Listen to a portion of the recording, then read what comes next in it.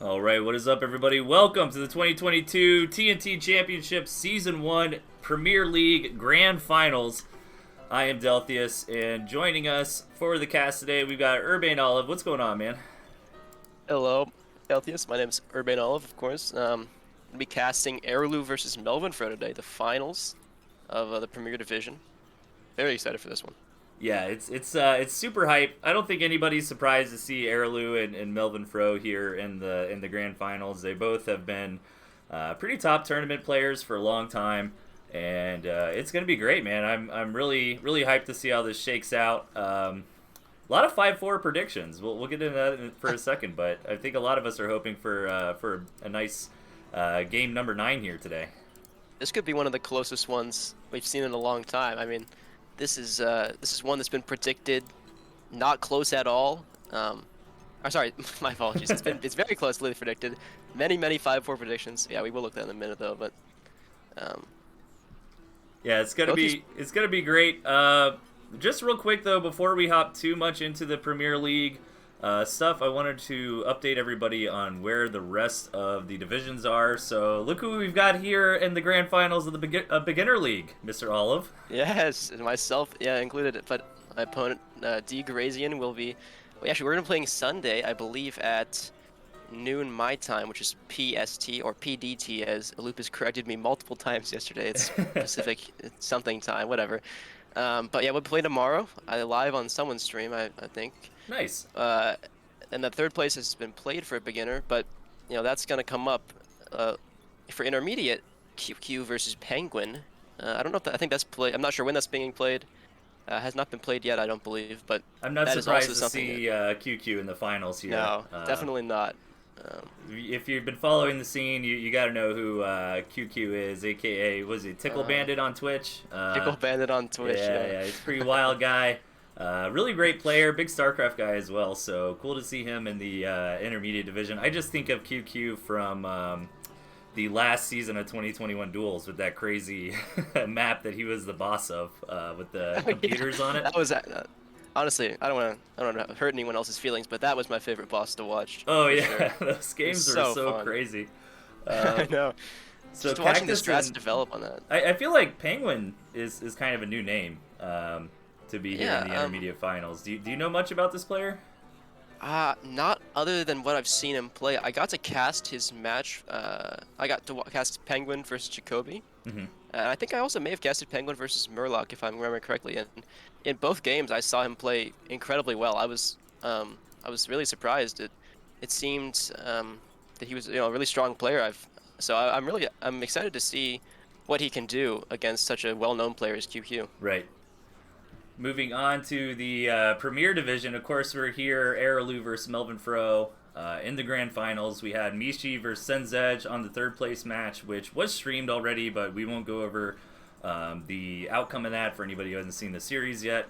So Araloo, looking at Araloo's journey here, the path to the finals, he rocked his group. I mean, 3-0'd Kipo, Yeah. 3-0'd Tatanka, and got out of his group in first place. Yep. 3-0, 3-0. And then Against really round, good players too. I mean, look at his Kipo and Tatanka are. his overall map score is actually super impressive. What, 14-3? Yeah. Yeah, I know. He didn't Making drop it a really single close to game Mishi. until this series of Mishi, which was super tight. Very tight match. Really exciting to watch. Anyone who hasn't seen that should definitely watch that match. But I mean, up until then, he was undefeated. Yeah. Uh, so, really strong player. I've played him, I don't know, 30 times, never beat him a single time. So, I don't know what that tells you, but it tells you something. Yeah, Airloo's kind of been pumping in the scene for a long time here. We'll go Oh, yeah. into their history in TNT champion in a minute, but Melvin Fro path to the final is a little bit more rocky, losing to Fleur in game number 1 and going into the decider match of the group where he beat Fleur and got out of Group D in second place. Meanwhile, 4-0'd in round number 2. So again, Yeah. actually, when you look at everything, it's easy to say, well, Melvin Fro only got second place out of his group, but yeah, I mean, look at his map score here: 6-9, Yeah. 17-2. I mean, Yeah, I know. that's crazy. What did I say for Airloo? 14-3. So we have like a Yeah, 14 and 14-3. 3 map score versus 17-2 map score for the entire event. That's pretty crazy. Yeah. And I thought this was a cool graphic. Big shout out to Tander Draco and didn't you say, didn't Lupus? Lupus Asorum. Yeah, Lupus made a Lupus. few. Also for the graphics, we really appreciate it. These look great.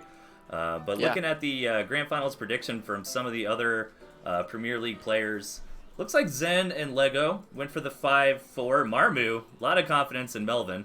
A Thinks lot, he's a lot of confidence. hopefully for the stream's sake, Marmu is not correct. I think maybe it's because Marmu lost 4 to Melvin, so you know, if Melvin wins 5-0, it's like some justification for Marmu's loss or something. I don't know. Yeah, that's what I was thinking too. And then finally, we have some data for 16 of us kind of chimed in and gave our predictions for Airlu versus Melvin Fro here.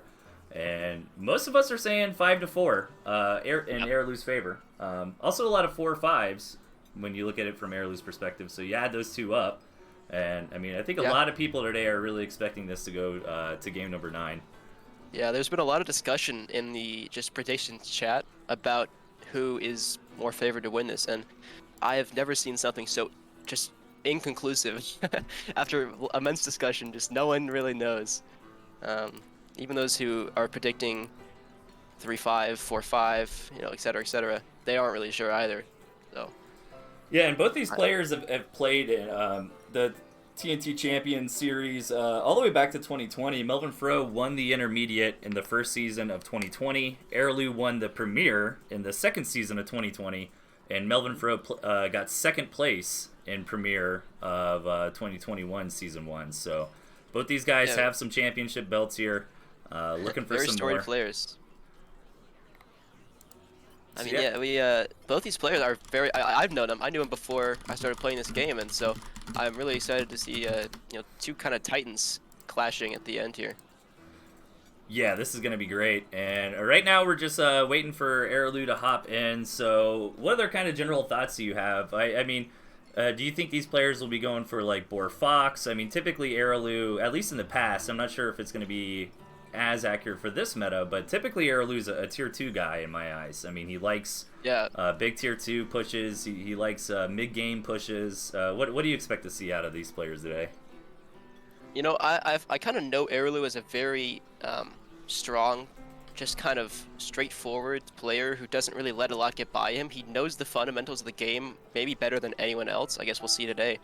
But I don't really know how Melvin plays. I think they're kind of similar players, at least in my eyes. They like to go for similar tactics, and I'm excited to see how those clash when they get to this finals sort of scenario here. Yeah, it's really interesting because high-level Tooth and Tail is often defined by having the experience to make the right decision in a split second. Yeah. I'm always very impressed by that when you have players like Airlu, like Melvin Fro. You know, you take an engagement and it's like, oh, I'm an extra 60 food ahead now. That's going to give me enough momentum to come in and win the game. Yeah, this is a window. No one else has this window here, but these guys are so good they can make a window out of anything. I think that really touches on the high level gameplay strategy is identifying those windows. You're absolutely right, because it can be difficult, especially when I would cast a lot of replays on my stream and stuff, and you'd have some players like in the chat like, why don't they attack them? Because it's hard. I mean, that's what makes the game difficult. They aren't recognizing that window. So when you have guys like Airlu and Melvin Fro, who both are hyper in tune with when and where those timing attack windows are, because let's be honest, I mean, attacking haphazardly in Tooth and Tail can lose you the game. Absolutely. And it's also important to recognize as casters, we're looking at the map with every single bit of information. We have tallies on their food, on their farm count, on their army composition. We know everything, but the players don't have that. They don't have that information, and so they have to make decisions based on what they have. And the difference between a low-level or intermediate player, between the very tip of the top, is kind of making the best decision possible in very short time windows with what you have. Yeah, exactly. And another point on that, I don't generally see, and maybe I'm wrong here, but I don't really see Airlu and Melvin Fro as like farming type players, right? Like, no, definitely not. Because sometimes that'll happen, and when you get to high level Tooth and Tail, is both players kind of get into that gentleman's agreement of, well, you haven't made a mistake that gives me an attack window. I haven't either, so let's both just farm up and keep tabs on each other and then get into our armies. But I really don't expect that out of these players. I think we're going to see some 1 to 2 base pushes, some various things. And one thing I was impressed on from some of the games that I was able to cast at Melvin Fro this season was he had some really interesting, like one base, early 2 base push compositions that involve like skunks and pigeons and all that kind of stuff. So I'm curious if he's going to bring that out here today.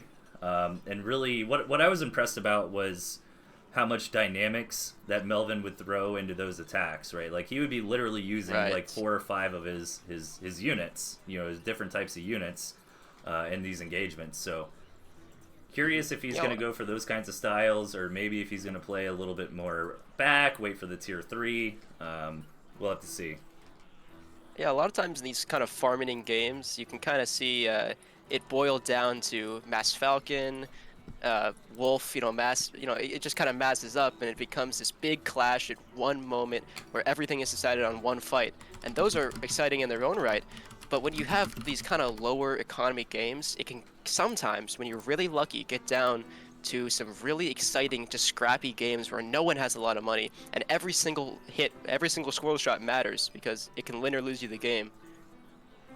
Absolutely, and that's where things like smart mine placements or even moles can really turn the tide of the battle. I'm curious at what I think generally we all agree that mines are pretty decent at the moment if you can find the spot to put them in your deck, but are people still arguing about moles, or what's the have you I think we're sort of seeing the community come around to moles. Okay. We're seeing some players like Studios, Mishi, other players obviously too, but those are the ones I can think of off the top of my head, really utilizing skunks and especially moles for these pushes. They're really good just at, if you need to push in to punish something your opponent is doing, and they're just such good front lines for against a lot of compositions. Right. And they're just really good in this patch. And they're not really. I think something that's really interesting, and I've never really used moles because I kind of saw them as a cheese unit. Right. But something in this patch is interesting to me, at least, is that they're not really being used that way. Especially, of course, they always have that capability with their ability to be placed outside of the range of building placements. Right. They can always be used for some cheeky little back plays, and then as your opponent, you always have to watch out for that. But we're seeing a lot more of just straightforward using them for attacks, which is something that I really like to see, at least personally.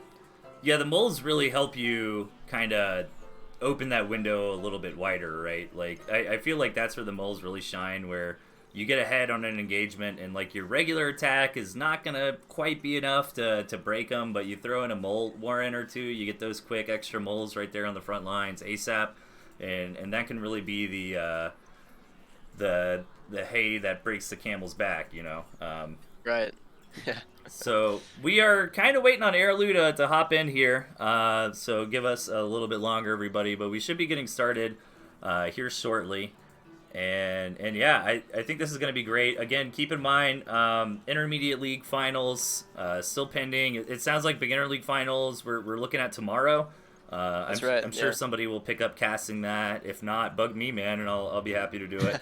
I would love that. So I'm excited. I mean, big shout out to Tander Draco for doing a lot of the legwork this season. I think it was a pretty successful season. We had a lot of participation. One thing I really liked is all the guys like you stepping up and really casting this season. We had a ton of people. We had a lot of diversity in terms of casters this season, which is really exciting to see. Yeah, we had, of course, Tander Draco. I casted a few games. You've been casting a lot. Sasha, Unprecedented Studios. Protocam has been in there a couple times. Been in there. Yeah. I think Tosh has probably picked up some. Hell, we even saw Jed Erickson do a duo cast. Go ahead. We saw, what's his name? I forget. I watched a short bit of one person's cast. He has a Strawberry profile. Oh, yeah. Strawberry Speedrun. Yeah. I watched one of those. That was good. I actually liked that a lot. Strawberry was really involved in the scene during the beta and then also right at launch. I used to cast with Strawberry all the time. Really cool dude. So it's fun to see everybody kind of coming out of the woodworks here for the big event. Who else was really involved behind the scenes? I mean, Lupus did a lot of the graphics. I mean, what other kind of TOs can we shout out here?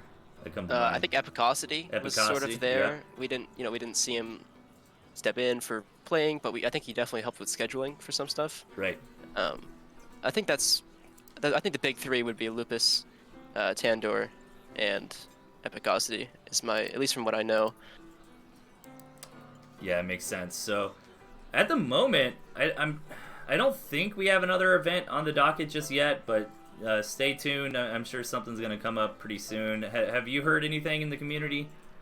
I'm coming up next. No, I'm not. I'm not so sure. The only big news that I have for this moment is our friend Fleur de Lis made it back in. I'm not sure what happened to him, but he made it back into the Discord. Oh, yeah. We lost him for a while there. I think he got his account banned. I have no idea, but he made it back today just to come in and watch these finals. So that's exciting.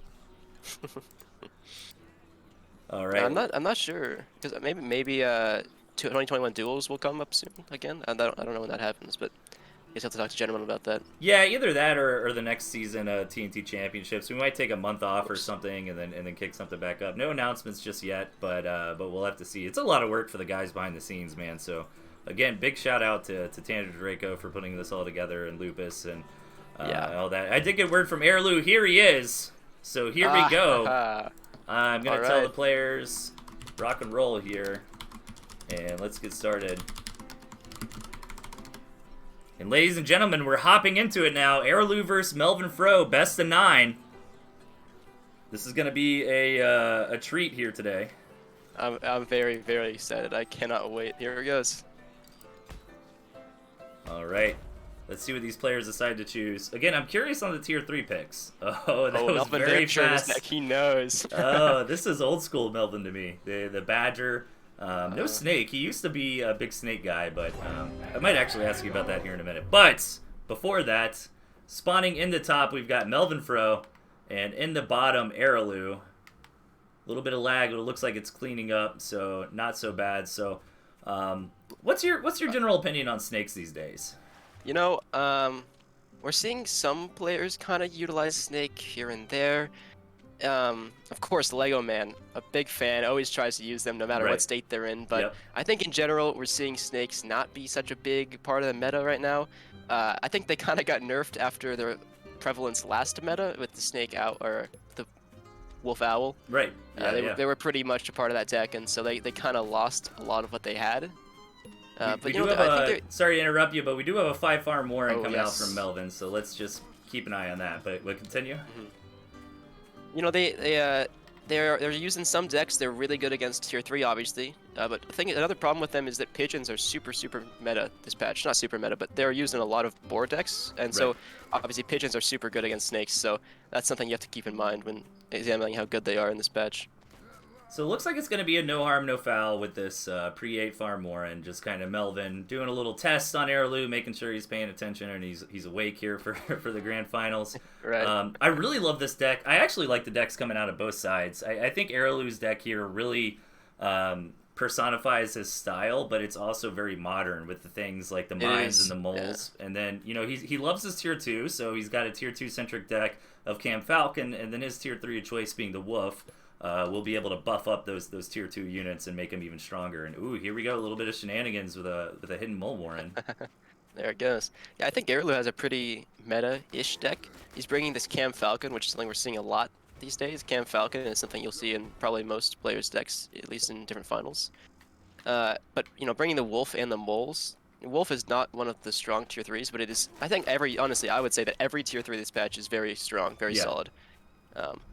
And moles obviously are something we talked about a little bit before this that they're really nice to supplement pushes, and they work well with cams as well. Yeah, I'm actually pretty impressed this patch. I'm probably going to trigger half the chat here, but I do generally think like most things are pretty viable this patch, right? I agree with you, honestly. I think this is I wouldn't say it's an incredibly like super balanced patch, but as things go, not too bad. Yeah, and I think the reason is because nothing is like super overpowered. Like last patch, you know, Wolf Owl kind of pushed a lot of the other ideas out of the meta because it was just so strong. It's like if you're not doing Wolf Owl, then you have to be Mishi in the finals with your ferrets in order to be able to beat it. Right. which nobody had figured out before then for the most part. But both players are starting to expand. Chameleons are coming out here now. Airlu looks like he wants to maybe get a cam snipe on some farms here. He's moving his cam up. Oh, don't get too close to the mill and start hitting. I would say the only thing that's probably a little bit broken this patch is like mass squirrels, I think. Yes. Just because like skunks are not as relevant. But I mean, I've still seen guys like Melvin Fro use skunks, and they work pretty well. They're just not as strong as they were. Yeah, I agree. Honestly, Mass Tier 1 is something that, especially if it's something like a wolf, Tier 1 is really strong with the wolf these days.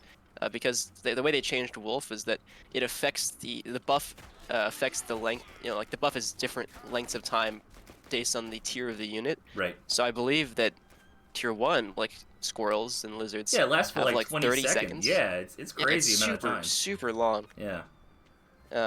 And that makes him super, just a nice big pick. You can literally kind of just bring wolf in Tier 1 and you got a really nice deck right on its own.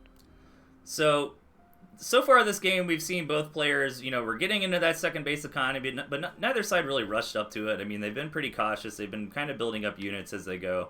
Yeah. We're seeing some cams move around the map as well. Yeah, Airlu's trying to do some esports with these cams, but hasn't really found the window just yet. And here comes a wolf. I would say that... Oh, yeah, there it comes. Yeah, okay, so Airlu doesn't really have a third base he can get into super easily, whereas Melvin Fro does. He can get on this high ground and with this third base and kind of hold it down. Yeah. So I think it makes sense for for Airlu to try to get into this two-base wolf play and get into some Falcons, because Falcons, again, are very strong. Mass Falcon is just so much DPS. Great scout. Oh, no, Melvin! Oh, he doesn't quite see it. Oh, so close. But both players had kind of the spider sense tingle at the same time to throw down that tier 3 Warren. That's right. Because right when Airlu threw down the Wolf Warren, Melvin threw down the Badger as well. So once Melvin does find that Wolf Warren, which he does right here, he's not going to be too disappointed. I mean, both sides are getting into the comp that they want. And as you mentioned before, I mean, it's really on Airlu to make something happen this game, because taking a third base from Airlu is going to be pretty difficult. Honestly, it's going to be hard for either side, in my opinion, right? I mean, even if Melvin does get this third base here, I mean, it's right next to Airlu. Yeah, especially with... I like how he's these scouting mines to see when this base gets taken. Airlu has a ton of mines next to that base, so he'll know when it gets taken, if it does get taken. Although I honestly don't think it will. So yeah, both players getting into... Oh, wow, Airlu. Oh, man, he's getting a lot of Falcons now. Yeah, here we go. If Melvin doesn't... Falcons. I'm kind of thinking the army that Airlu is putting together is going to be stronger, right? Because he's going to have enough Falcons to just DPS down that Badger pretty quickly. I think it's going to be hard for Melvin to get a nice fight here. Although this Badger obviously has that huge potential to get so much damage over time. Right. And he has a lot of tanking in his deck. He has 4 cams and 2 skunks that are, they're super, super good at tanking. Although I will mention that those 2 skunks aren't going to get a ton of value with so few tier 1 from Airlu. All right, here we go. I'm thinking maybe this big fight's going to happen soon. Melvin is going to come up here and claim the third base, and I believe that's probably the cue for Airlu to move out. Yeah, you see some moles starting to get made here. I think he's just rounding out the rest of his composition, trying to fit in as many tier 2 as he can, but he needs to move soon, and I think this is it. Now has 9 Falcons out. That's a lot of Falcons. And I mean, I really feel like this battle is going to decide the match here. It'd be cool if we got into that scrappy situation where they kind of trade, but I don't know, man. With these many Falcons... This is going to be a quick fight. Yeah, it's going to go one way or the other. It might come down to Melvin's Badger control here and how hard Airlu tries to dive on to getting that Badger pick. Yes, yeah. It's an interesting decision to try to dive on the Badger, just to try to focus down as quickly as you can, or just trying to focus on clearing the rest of the army first. Right. That I guess Airlu has to make. But here he goes. He's kind of moving in there with these lightning squirrels. Yeah, Lightning Falcons coming in. Let's see what his decision is going to be on this. Is he going to target the Badger, or is he just going to kind of try to knock out all the ancillary units? Looks like he wants Melvin to maybe move into his mines or something. Oh, man. All right, both players are kind of posturing with the come at me, bro. But here we go. Base goes down. Here it is. Airlu so far not target firing the Badger. I think he's trying to target the Falcons and the squirrels, yeah. Yep. Badger is revved up. Oh my god, this Badger is... Oh, the Badger! Oh, it's so much damage! Get away! Oh! It gets away. The Badger and the Wolf get away. So many Falcons lost for Erlu. Look at the I think army it got value taken there. graph. I mean, Oh, what a trade. That did not go the yeah. way that I thought. And No, it did not. maybe it was smart from Erlu to not focus that Badger, but since he didn't, that Badger got so much damage done in that fight. It did, and now he's got a pre-rev on this mill here. All right, Erlu coming in to defend. The mill Comes in, already he's gotta goes get this- down. Oh, the Badger's already half health. Oh, 1 health. Oh, it goes down. Oh, that might be too much. These Falcons now have no tanking, though. I don't know. The Falcons aren't super good without anything to cover them. Yeah, let's see how well Melvin Fro can reinforce. Now, one thing to keep in mind is neither player has taken infrastructure damage, so no warrants have really gone down, no farms or anything like that. So now we got to see what the players are going to sell off to try to rebuild. And Melvin committing to this Badger Warren, I mean, that's a lot of food that's not right here, right now on the field. It's actually still supply blocked as well. Deciding not to sell it, and wants to keep it, but he's still it's still not producing. Gonna go in for the attack. So many Falcons still in the air So many here. Falcons. That is just too much. Those lightning Falcons do so much damage. And that's going to be it. Melvin Melvin has to tap. taps out, and Erlu is going to take game number 1. Woo. In nail-biting fashion, as per usual. I think the follow-up attacks were pretty dominant from Erlu, but I was pretty surprised how that first main attack kind of went pretty evenly. Yeah, me too. That Badger stayed alive for a really long time and actually evened up those Falcon numbers toward the end of the fight there. Okay. I mean, early on, Erlu kind of wiped most of Melvin's Falcons, but that Badger at the end cleaned up so many Falcons that really equalized the fight at the end. Oh, Melvin playing Wolf Fox. Oh my God, this deck from Melvin. All right, introduce these players for us here, Olive. In the bottom left of the map, Melvin Fro with the Archimedes Commander. Top right of the map, Hopper from Erlu. Bringing the exact same deck. Erlu not going to need to switch it up as he won the first match, so feeling confident with his deck. Melvin, though, making the big switch. Fix it.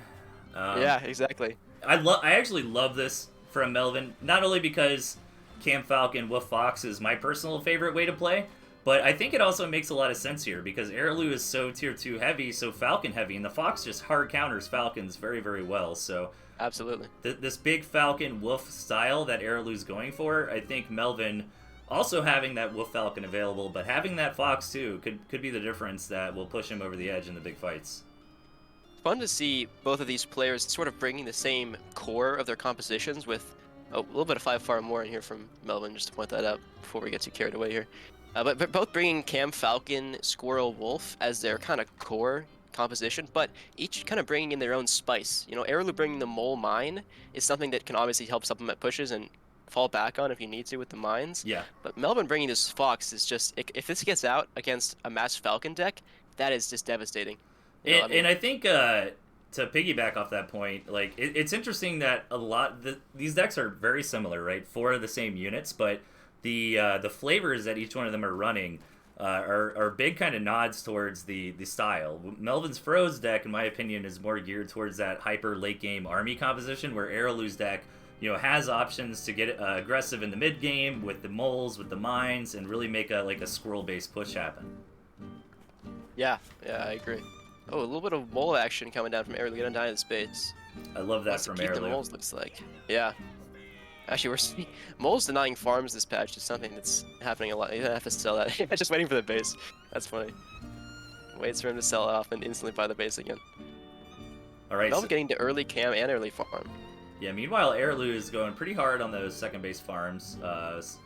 Ecoing up. This is an important scout for Melvin. He needs to see. Yep, he gets it. He sees Erlu going crazy on the second base economy. He's going to match it. Yep. So did Erlu scout the cam? He has not yet. Actually, sells down tier 1. Both players selling down tier 1 to get up more farms.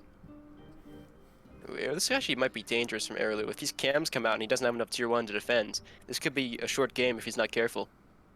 Yeah, but sometimes it can be hard for cams to attack in, especially on the high ground like this. So Melvin does kind of have the tech army advantage right now, but is it going to matter? You know, would you rather be in Erlu's shoes, who kind of got that second base up and running a bit faster?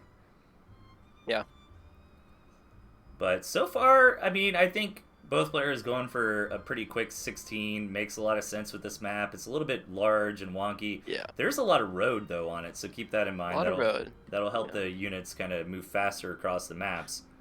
Kind of a U-shaped map. There's not really any way to get through the middle. You kind of just have to go around this road fight area. And I noticed that the way these 3 bases on the side are laid out, it's a way that's kind of like each player could get the far end base and then have to fight over the middle base, Yeah. which is something that would be really exciting to see. Melvin coming in. Oh, barely gets a scout on that wolf. But again, it's very similar to last game. I mean, these players both threw down their tier 3 warrens at nearly the exact same time. Airlu going to come in, so really good scouts from both sides as well. Both players did see the enemy's wolf warren. Airlu going for that third base. Melvin gonna get the fox down. Here we go. Yeah, that makes a lot of sense. Oh. Oh. Uh-oh. That is not here good. from Heirloom. That's a shame. Yeah, that is that's pretty unfortunate. That happens sometimes. A bit of instability with the game. That's a shame. Yeah, give us a second, guys. Always fun. I'm gonna recommend just a redo. I agree, yeah. No way to call that match early or anything, because nothing happened yet. I guess we could pick up the same seed or just go for a complete reset. Yeah, I would say let's just do a reset. I think that's the fairest thing. I agree. Yep. Okay, Melvin agreed to the redo.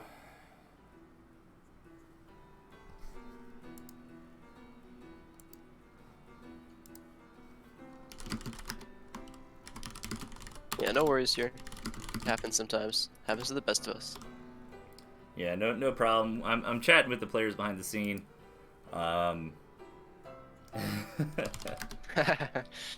So both players are in pretty high spirits about it. Both of them agree to the redo. So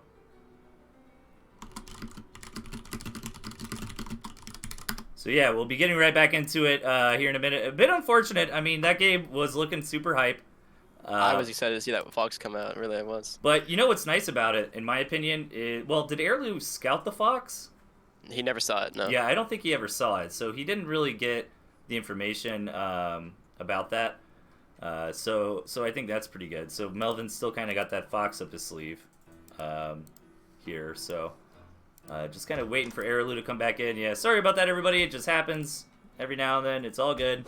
Both players, nobody's complaining or anything. So we are just going to go ahead and redo this match. Looks like we're bringing the same decks too, so. Unless Airlu's that. No. Yep, gotta bring the exact same decks from both players, so. Hopping back into a new map with Melvin Fro now starting on the bottom of the map, 6 o'clock. Airlu starting top right with the common folk. Game number 2, the sequel. Yeah. Let's see what happens. And you know what? This is a nice map. You know, both players have a natural. We got it. I mean, look at this map. It's almost symmetrical. And then you have the third. It is almost symmetrical. Like heading out west. Wow. I mean, you Actually, yeah. No player could argue. I mean, if anything, well, the ramping. No, he's got the way in the back. I was gonna say the ramping to Airlu's natural is a bit weird, but if you look at the mini map, he can just walk straight through the back. And the back door that provides, like there's a bit of a back door to get to Airlu's expansion. Yeah. But it's through water. You know, it's something that Airlu would see if he has his units in the right spot. So. Airlu getting dirty with the mole warren? No, but he does scout. He's got a little extra food here. Oh, you're just gonna go ahead and put it down. Okay. So he scouts that warren. Actually, you know what? I did feel like a little bit of lag in the first game, and now it seems to be running crystal clear. So hopefully, whatever that issue was, is all good now. It's been resolved by a little restart. Yeah, hopefully. Attacking into Melvin looks pretty awkward and difficult. At least his main or his natural, like coming up through this cabin, this double high ground, the awkward ramping. So that's one thing to keep in mind. But also at the same time, like look at attacking into Airlu's bases. I mean, that's not a walk in the park for Melvin either. Definitely not. Actually, you'll notice, I don't know if you saw this, Airlu going for the 7 farm warren and a mine pre-8 farm. So Melvin actually gets 8 farms a little bit first, I think, if I'm correct on this. Okay, both players going into their second bases here, and I think with the awkward attack paths into the main or the natural from both sides, we might see a 16 farm rush here. I don't imagine either player is going to... And as I say that, I mean, Melvin's starting to throw down a lot of tier 1 warrens. Yes, he is. Airlu looks like he wants to farm up. Gonna get 1 farm, just play it safe. Both players in a stay even on economy here. Great scout from Melvin, though. Does get the farm count from Airlu and also the tier 2. Airlu. Both players gonna get into cams too. Airlu coming in for the scout, sees everything he needs to see. So far so good from both sides. Airlu not gonna quite match the greed. Stay a little bit behind on farms here. But we'll get those cams out sooner as a result. Yeah, but so far all the signs point to us heading into a mid game. Yeah. Nobody's getting too crazy. Nobody's going for like double tier 2 or anything like that. So yeah, we got to let this game cook for a little bit. See where these players. As I say that, there's a second tier 2 for Melvin, but and Airlu actually has kind of a back door here. You'll notice the cam is moving up now. There's a bit of a one tile walkway right into Melvin Fro's first base. That looks like Airlu either wants to defend or attack through. I'm not quite sure which one. Yeah, he's kind of parking his unit there. Maybe he's hoping that Melvin tries to walk through there with something and can kind of ambush it. I'm not so sure. Oh yeah, look right here. So the it's gonna work. The cams are gonna reveal the mine's gonna reveal the cams, and here we go. Oh my God, Airlu, sign my mouse pad.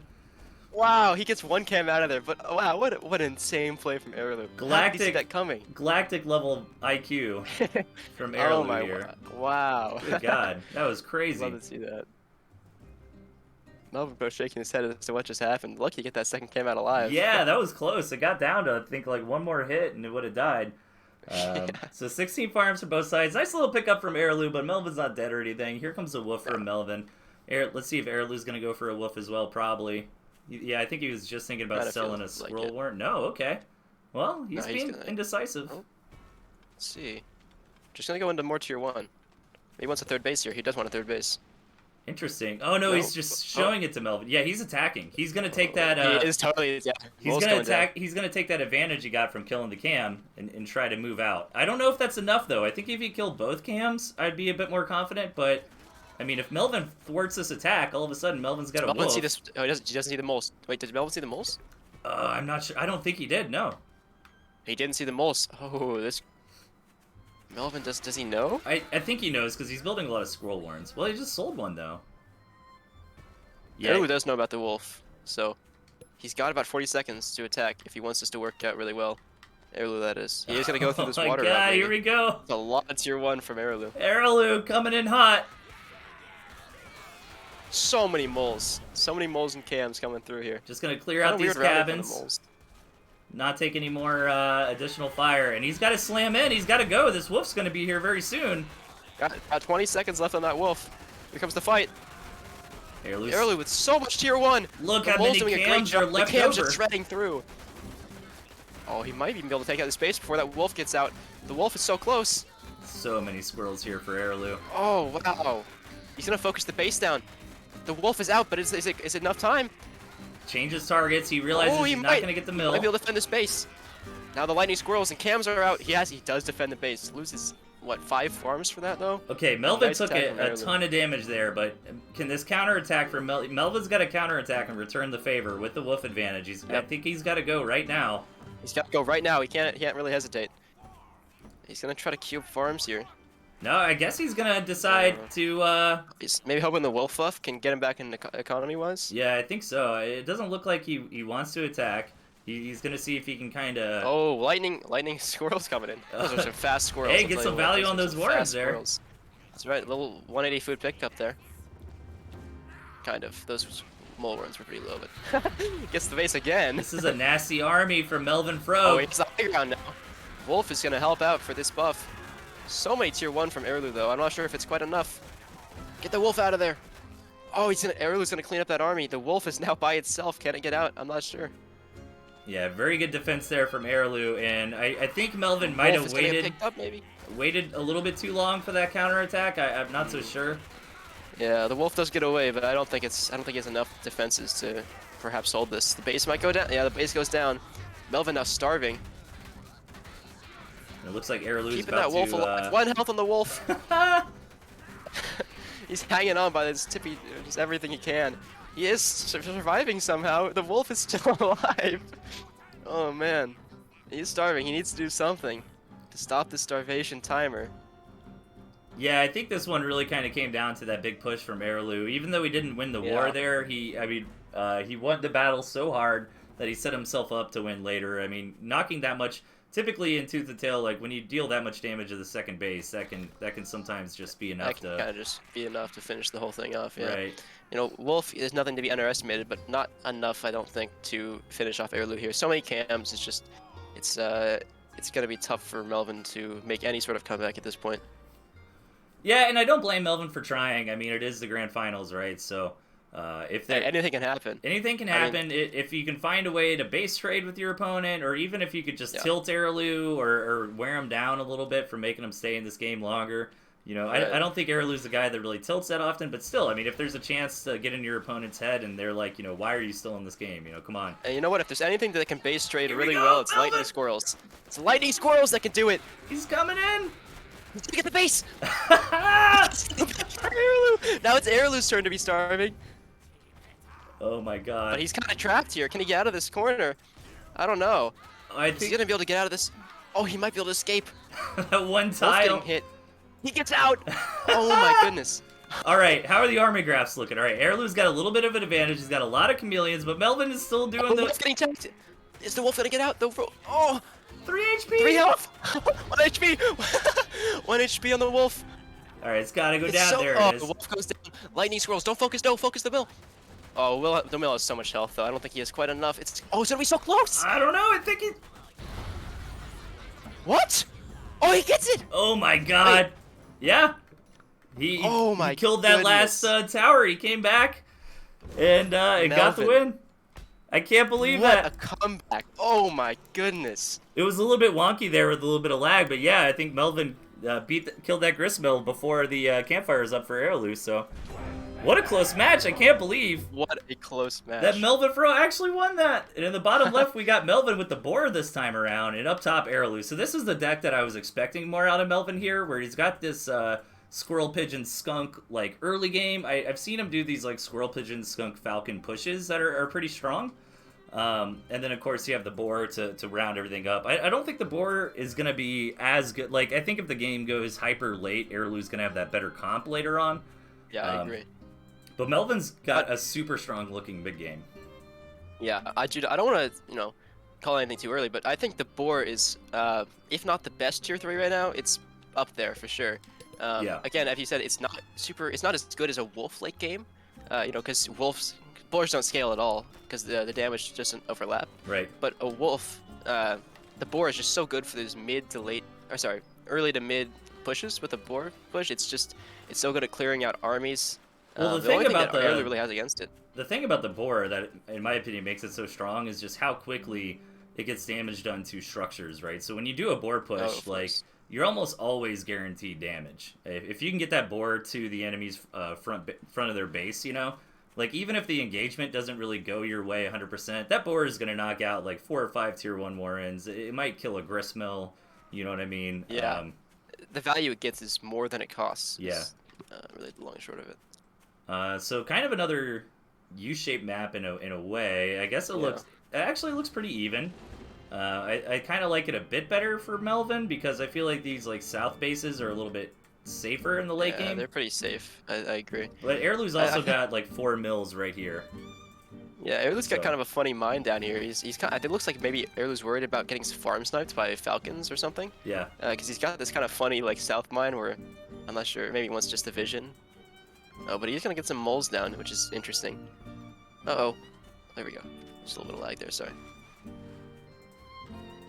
Yeah, it looks like the lag's cleared up a little bit. Both these players are European, so that's something we got to keep in mind with these. And I'm in the lovely America Midwest. You're in PST, aren't you?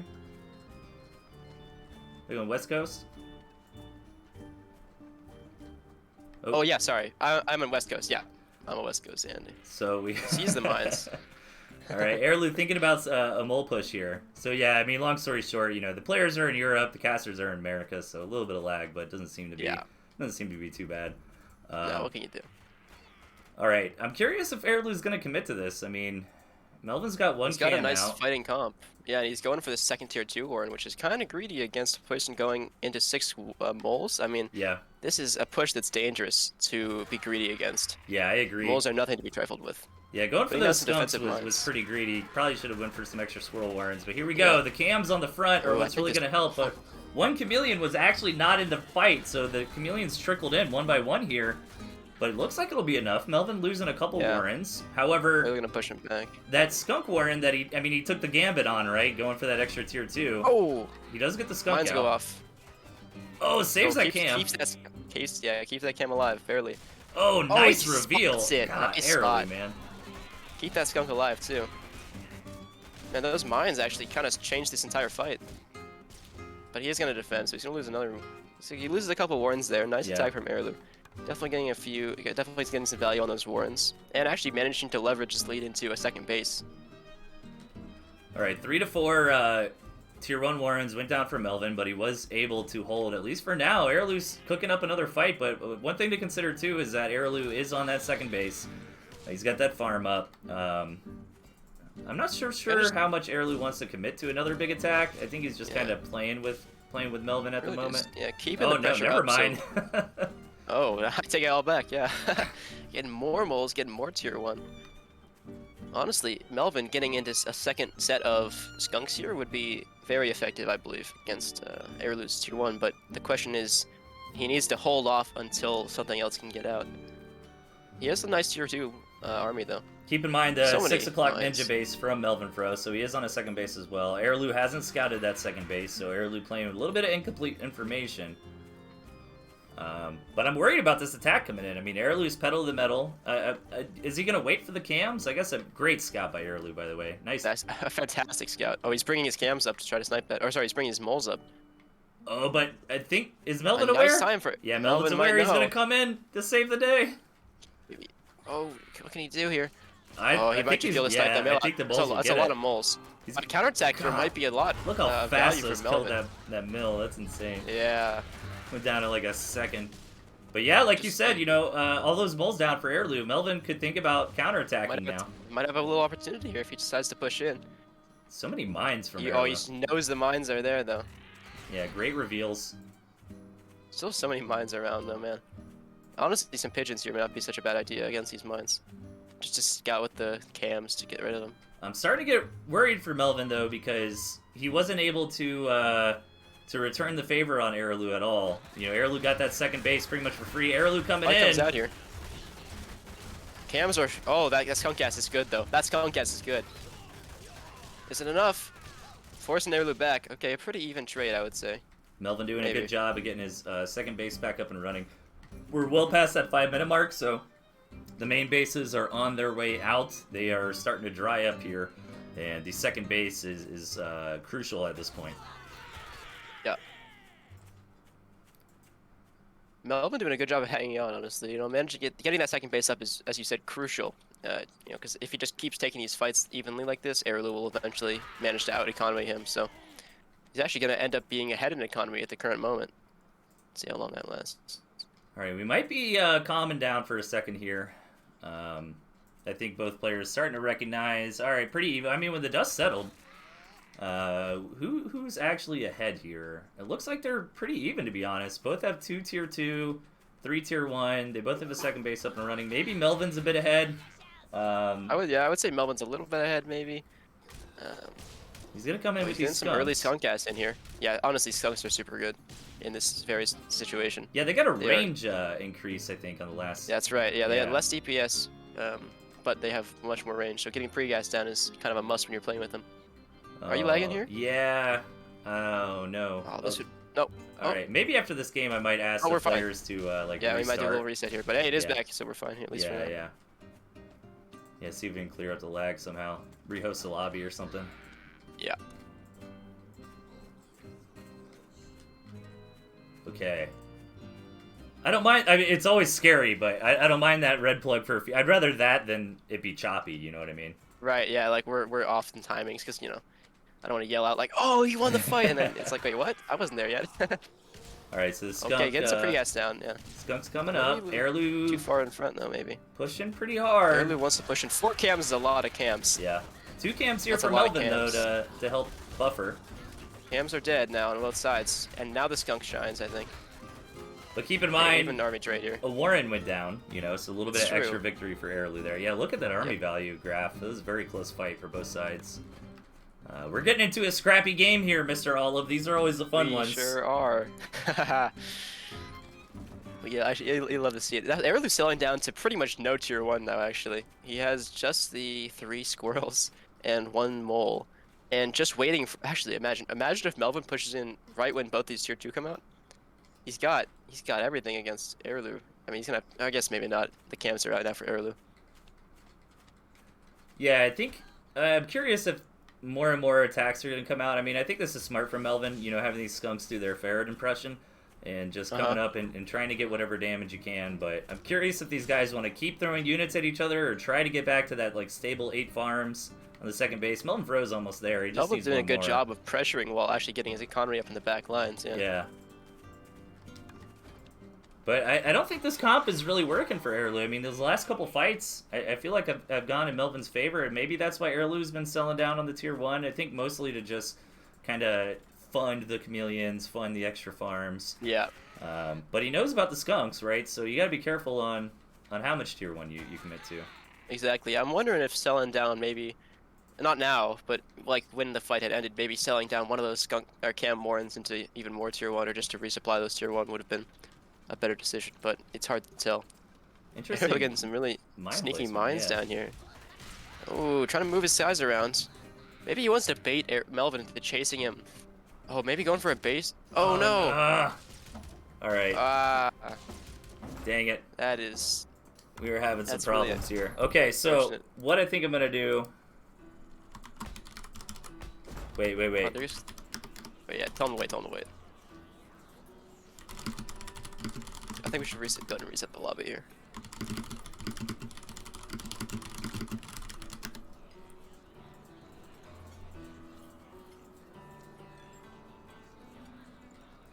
No? Oh, Airlu tapped out. Oh, okay. Okay, so Melvin won that, yeah. Oh. All right, fair enough. All right. Fair enough. Interesting. Okay, so I thought it was a lag out, but okay. All right, so that makes Melvin 2-0 or 2-1. My apologies. Okay, just wanted to make sure because that was a little bit weird. It was a little bit, interesting timing. I mean, it makes sense. I think Airlu just kind of realized, you know, he wasn't going to be able to compete with that skunk cam comp and decided to head to the next one. It was doing a really good job. I think it just wants to get into the next game, kind of get a little reset on it, not spend too long on a game. Maybe lost at this point, but so, getting into map number 4 now. Yes. Yeah, map number 4 technically.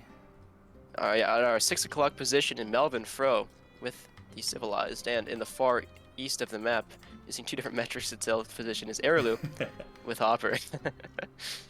Looking at decks. Melvin switching it up, Airlu keeping it the same as per usual. What did Melvin drop for the boar, right? He got rid of the boar for the fox. Yeah, you dropped boar for fox, that's right, yeah. I think that makes sense since you're running the skunks anyways to kind of deal with the tier 1. I mean, obviously the boar is a completely different role than the skunks. But, you know, you've got some kind of AoE, you've got something to deal with tier 1, so... I think the Fox is a good pick against Airlu. I mean, Airlu generally likes his tier 2. That's kind of his style. So the Fox is really good against that. And we have some quick warrants coming out again from both sides, but looks like it'll be a no harm, no foul situation. Yeah, I agree. Yeah, in every single game have we seen, I think we've seen a pre-8 farm warren, just kind of to be safe. It looks like both players don't want to get 4 farm doubled in the finals here, which was, I completely understand. Yeah. Yeah, that used to. It's kind of interesting the history of like pre-8 farms because back in my day, Boomer Delthius. Airlu moving out with 1 squirrel here. Not quite enough. I don't think it's just gonna be a trade. It looks like. But 5 farm Warren, I mean, near the beginning of the game was actually the standard play. Like going 8 farms was considered greedy. So it's kind of interesting that we've kind of circled back to that, right? Where we've seen these like 5-6 farms in the games, not necessarily for early aggression, but just to make sure your opponent's paying attention. Not being too greedy with their scout patterns to try to hit the rest of the map or anything like that. So yeah, this is a weird map, man. This middle base on the high ground outside of this, I guess, base north of Melvin is really awkward for him. That's going to be a hard base to take. I think he's going to expand to that gristmill that's literally right next to his main. Yeah, it's just funny. There's like only 2 tiles between those two Yeah, mills. that's a So it's a super close mill. yeah, I think yeah, you I've played gotta. some free for alls before where we spawned so close to that like that where the pigs were shooting each other like right when the game started. That's funny. Weird map gen all around. So we got some cams coming out. Second base on the way for Airlu. Um, Yeah, let's see. I'm interested to see where Melvin expands. If he even tries to expand, he's gonna go into a lot of tier 1 right now. yeah. Oh, gonna go into some skunks. He can sell tier 1 for skunks. Airlu sells it off. Wants to get his own tier 2 out. Getting to Falcons, which of course are good against skunks and cams. So Yeah, Cam Falcon versus Cam Skunk. It's going to be an interesting battle coming up here. It's not necessarily super one-sided. Like the Cam Skunk can work because they'll eliminate all the squirrels and yeah, leave the Falcons vulnerable, or the Falcons could shoot down the enemy skunks real quick. It's going to come down to the engagement, the positioning, and the control. yep. Airlu getting out some moles that are inside of his base, but I'm wondering if these are just they're not. I don't think he wants to attack necessarily. Like, there's not like an indication of I want to attack right now. It's just that he likes these as part of his army, and so he wants to get him down in his own base. Yeah, I think so. Let's see. Yeah, getting into more Falcons from Airlu and Melvin actually getting into more cams. So bit of a different picks here. I think getting into more cams makes sense over getting into, for example, more skunks. Yeah, I think so. Lots of tier 2 on the one base here. These guys are kind of stuck in one base chicken here. You know, the first person to expand is not putting money into their army anymore, and then they get attacked. Melvin gonna come in, get a scout out. Notice that there is no second base yet. Doesn't quite get the count on the tier 2s, but he did already see 2 of them. Airlu moving around. Oh, here we go. Here comes the wolf from Airlu. Oh, nice. Okay, so that was right after Melvin scouted, so he hasn't seen it. Yeah, it looks like Airlu is just going to commit to a big to wolf the one attack. base wolf here. So let's see if Melvin can scout it out. I mean, the Fox is going to be great against the Falcons and the Cams and all that, but the Fox can struggle a little bit against the Wolf since now other units are fast enough to catch it. But I don't know, Melvin expanding, he might not be reading Airlu's big attack. Yeah, this may not be the exact time. Oh, okay, no, he knows. He hasn't seen it, has he? Nice. Well, he hasn't seen the Wolf, but he did sell his... he knows, yeah, he can tell. His senses are tingling. Throwing down more tier 1, selling off the expansion. Airlu being diligent, just checking around for any kind of ninja bases anywhere on the map. Melvin Fro still not able to get in there and see the wolf, but it does feel like he kind of can tell Airlu's looking towards a one base. Okay, here we go. Now he should see it. Ooh, there it is. Nice. There he goes, yep. It's only 20 seconds-ish left, though, until that wolf comes out, so a bit of a late scout. Gonna expand when he sees the wolf. Interesting response. Okay. Yeah, maybe he's thinking he doesn't want Airlu to be able to come in and just target down his mill. That's true. And yeah, with win those the buff game. Falcons, that could be dangerous. Yeah, and the moles. We saw a fast 6 moles killed a mill last game. That's true, yeah. All right, big armies are coming out, and Melvin goes right now. The wolf's not quite here, but now the wolf is, so... Yeah, the wolf is here now, and now it's... Melvin Fro has the high ground now. Honestly. According to Star Wars, that's a big deal. It is a big deal. Obi-Wan, I can tell you. But now he's using that to buff out his Warrens. Maybe he wants to get those Falcons out quicker. Yeah, maybe No, he trying wants to to get buff into a the second pigs, or... base. Actually, Yeah, I don't know. That one only 2 farms from Airlu, no one's really... but wants to move out. Okay, Really? now Airlu's committing. Here we to go. move Now out. he's going for the fight. Yep. Yeah. Phew. Yeah. Hey, those Falcons are scary. I get it from Melvin. Yeah. He is on the low ground too. He does have flying vision, so it's not as big a deal. But it always has. He's gonna move back.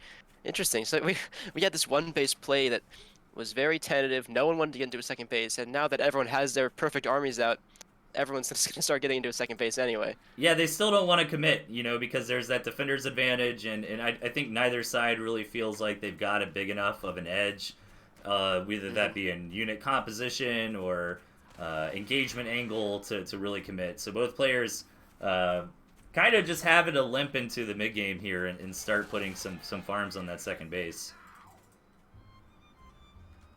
Unfortunate for Melvin, he never got the opportunity to get a Fox out, because that would be very nice that right would have now. been very nice right now. Yeah, against Cams and 6 Falcons. I mean, obviously the Cams are camoed and only 6 tier 1, it would be pretty easy to hit those Falcons with a Fox. Yeah, especially abuse this high ground up here outside of Airlu's base. I mean, he could just be picking Mm-hmm. picking it off, but it makes sense. I mean, Melvin didn't scout the wolf until it was kind of too late to react to it. And then Melvin has also kind of been under the threat of getting attacked any second by Airlu, which never kind of came. So Melvin's never really found that window or had the strong enough economy, since we've mostly been on one base, to fit, you know, the cost of a Fox, $360. Yeah. Now we're getting to this point where they're both kind of getting into the second base full farm up, but I will say that the Wolf is obviously a huge boost to a player's economy. You know, Yeah, it will farm out true. faster, but Airlu, even though they're maybe on pretty close to even farms here, Airlu is going to get a bigger boost out of those farms, at least for the short term. No, that's a very good point, and Airlu doesn't even really need to worry about the fact that it'll farm out a little bit faster. There's plenty of options on him on the map for him to continue to expand. Yeah, he's got a campfire. Yeah, so that's true. I mean, Melvin's got to do something here. Either try to get into his own Fox, maybe take a third base. But as it stands, I think, although the graphs are pretty even at the moment, I do think Airlu's got the edge. And Airlu, again, posturing for an attack. Let's see if he's actually going to commit this time. He's kind of been the boy who cried wolf this game with actually following through on the Looks like he attack. really wants to go in now, though. And he's looking for an angle. Let's Getting see. some pre-gas down maybe from Melvin might be nice. Putting up some mines. Yeah, he went moving those skunks forward. All right, here we There go. it goes. Airlu's going He's in. Let's look at the target fire. It looks like Yeah, he's Airlu's fighting. trying to knock out the enemy Falcons first. Falcons are still alive for Melvin. Melvin Fro! Oh my god! 5 HP. Okay, he's gonna get baited to the mines, but does the wolf still go down? Oh my god. That is bad for Melvin. Just letting that wolf get out on such low HP. That's so unfortunate. Now Lost, Airlu just gonna sell down. lost a 4 farm in HP. that engagement. Yeah, he really needed to kill that wolf. I mean, if so Melvin would have close. killed that wolf, then I think it would have been a pretty fair trade. But Airlu being able to walk back home with that wolf and let it heal up in between fights, I mean, that's a lot of value. So what's That's going a to lot be of value. the response from Melvin here? Honestly, I would get into. Oh, he's gonna attack. Yeah. I don't know. This is a really tough situation. You got to do something, as if you're Melvin. Yeah, it'd be nice You to can't kind just of sit come in back from and the then- high ground and like attack and just try to like pick off the wolf and then retreat. But I don't think Airlu's gonna let you do that. You know, he's gonna No, be no, definitely babysitting not. that wolf. So nice attack from Airlu. Very good job keeping that wolf alive and getting it back home. And it looks like Airlu is preparing for that follow-up attack. And again, just a shame for Melvin here. He never was able to get into his own tier 3 or take a third base or something like that. He is starting that third base now, but he needs But yeah, the army value to is growing for Airlu. not die to this next attack from Airlu. Yeah, that would be the hope, I guess. That's- Setting up a cam trap, interesting. Priority number 1 here. Yes. Ooh, this is gonna be a tough hold for Melvin. It's doable. He's got a nice composition for it, but that wolf is so dangerous. I love all this posturing from Airlu too. It really messes with the Yeah. decision making from Melvin. It's like, oh, am I gonna attack? Am I gonna attack? You know, and which forces never be too Melvin to sure. get like more tier 1 instead of being able to get that tier 3 or Oh, he something. wants to move in. Yeah, there he goes. Lightning cams are so brutal. Lightning cams. Oh man. This time around, it looks like Airlu is just slaughtering through. That's gonna be a See tap the from face. Melvin, and 2-2. We are tied up 2 to here. 2. Not gonna be a sweep as some predicted. Of course, thank goodness. 2 to 2, making it very close. Yeah, nice composition from Airlu there. I think Melvin wanted to get his Fox up, but he just never Yeah, it was hard to find that window, and again, I think that game was really had a defined by. chance. We never really let him feel safe. Yeah, exactly. I mean, Airlu kind of kept flirting with the idea of attacking, which never allowed Melvin to feel safe enough to get a tier 3 down. Really smartly played there by Airlu. Melvin scratching his head a little bit. Gonna bring out some toads this time around. Let's go, everybody. Game number 5, tied up 2 to 2 here in the grand finals. On the left-hand side, we've got Melvin Fro, and up top, Airlu. We've got some toads this game, Olive. Yeah, I love to see toads. You know, I don't want to call anyone out, but this is a deck we're seeing from DeGrazian. DeGrazian bringing this deck actually in most of his tournament games in the beginner league. For those who don't know, this is sort of another play on a meta deck with Boar, Cam, Falcon, Squirrel. It's you know, bringing the pigeons are also super nice for a boar push, because you know there's two ways to play a boar: keep it alive or just suicide it in, right? Get the value you get from that boar bomb. It looks like Melvin wants to keep that boar alive, adding on the toads instead of something like like an MG we're seeing sometimes. You know, like this is sort of like an empty free slot you get to bring in. Airlu gonna stick with his normal deck though. A little bit of mole play here, gonna force a sell on one of these farms. I mentioned a little earlier, yes, we're seeing a lot of mole sell in this patch, and that is exactly what you see. I mean, it just messes up the timing for Melvin now. He's gonna get up to those 8 farms a little slower than Airlu, so you know it's a nice little bit of value for him. Yeah, but it's going to be mostly a no harm, no foul situation. Airlu did have to delay his own pigs a bit for the mole, but here we go again. Doing it again. Gonna have to try to force that sell again. I don't know if it's going to work this time because he did get the tier 1 down. Might force a sell on 1, 2. Oh man, see that's just so value for him. Did lose about 16, like $15 or so from some of the damage on that mole and Warren, but still seems worth. I mean, you made. I think Airlu comes out ahead a little bit on that engagement for sure. Yeah, you're just delaying those farms from Melvin a bit longer. Melvin actually going for a pretty quick second mill. Curious if that. Okay, yeah, just for mind games, trying to give wrong information. Here we go. These guys, it's kind of funny. The first game was kind of a bit of a macro fest, and some of these other ones have been very, very in the trenches here in the early game. You know, I think it has a lot to do, of course, on the map generation. That's one thing, you know, about Tooth and Tail you got to be super flexible on. You know, look how close these guys' bases are, so it is really going to kind of encourage, you know, tier 1 play, 1 base play. And Melvin going up to 12 squirrels, but no, selling down to a cam. I think he probably saw the tier 2 out of Airlu, yep. So, just trying to match. Both players gonna stay pretty even on the deck compositions here, at least for the short term. But I do think Melvin could get into some toads coming up here pretty soon, and be able to get away with it and have them complement his army pretty well. Never mind, he's gonna get into double cam, a composition that absolutely shreds tier 1 play. Yeah, double cam in the early game is very strong. I think its only weakness is it's a little bit hard to attack in. Like 2 Warrens and pigs and stuff, but if you can take the fight at the right time in the right place, I mean, you can absolutely just steamroll your opponent.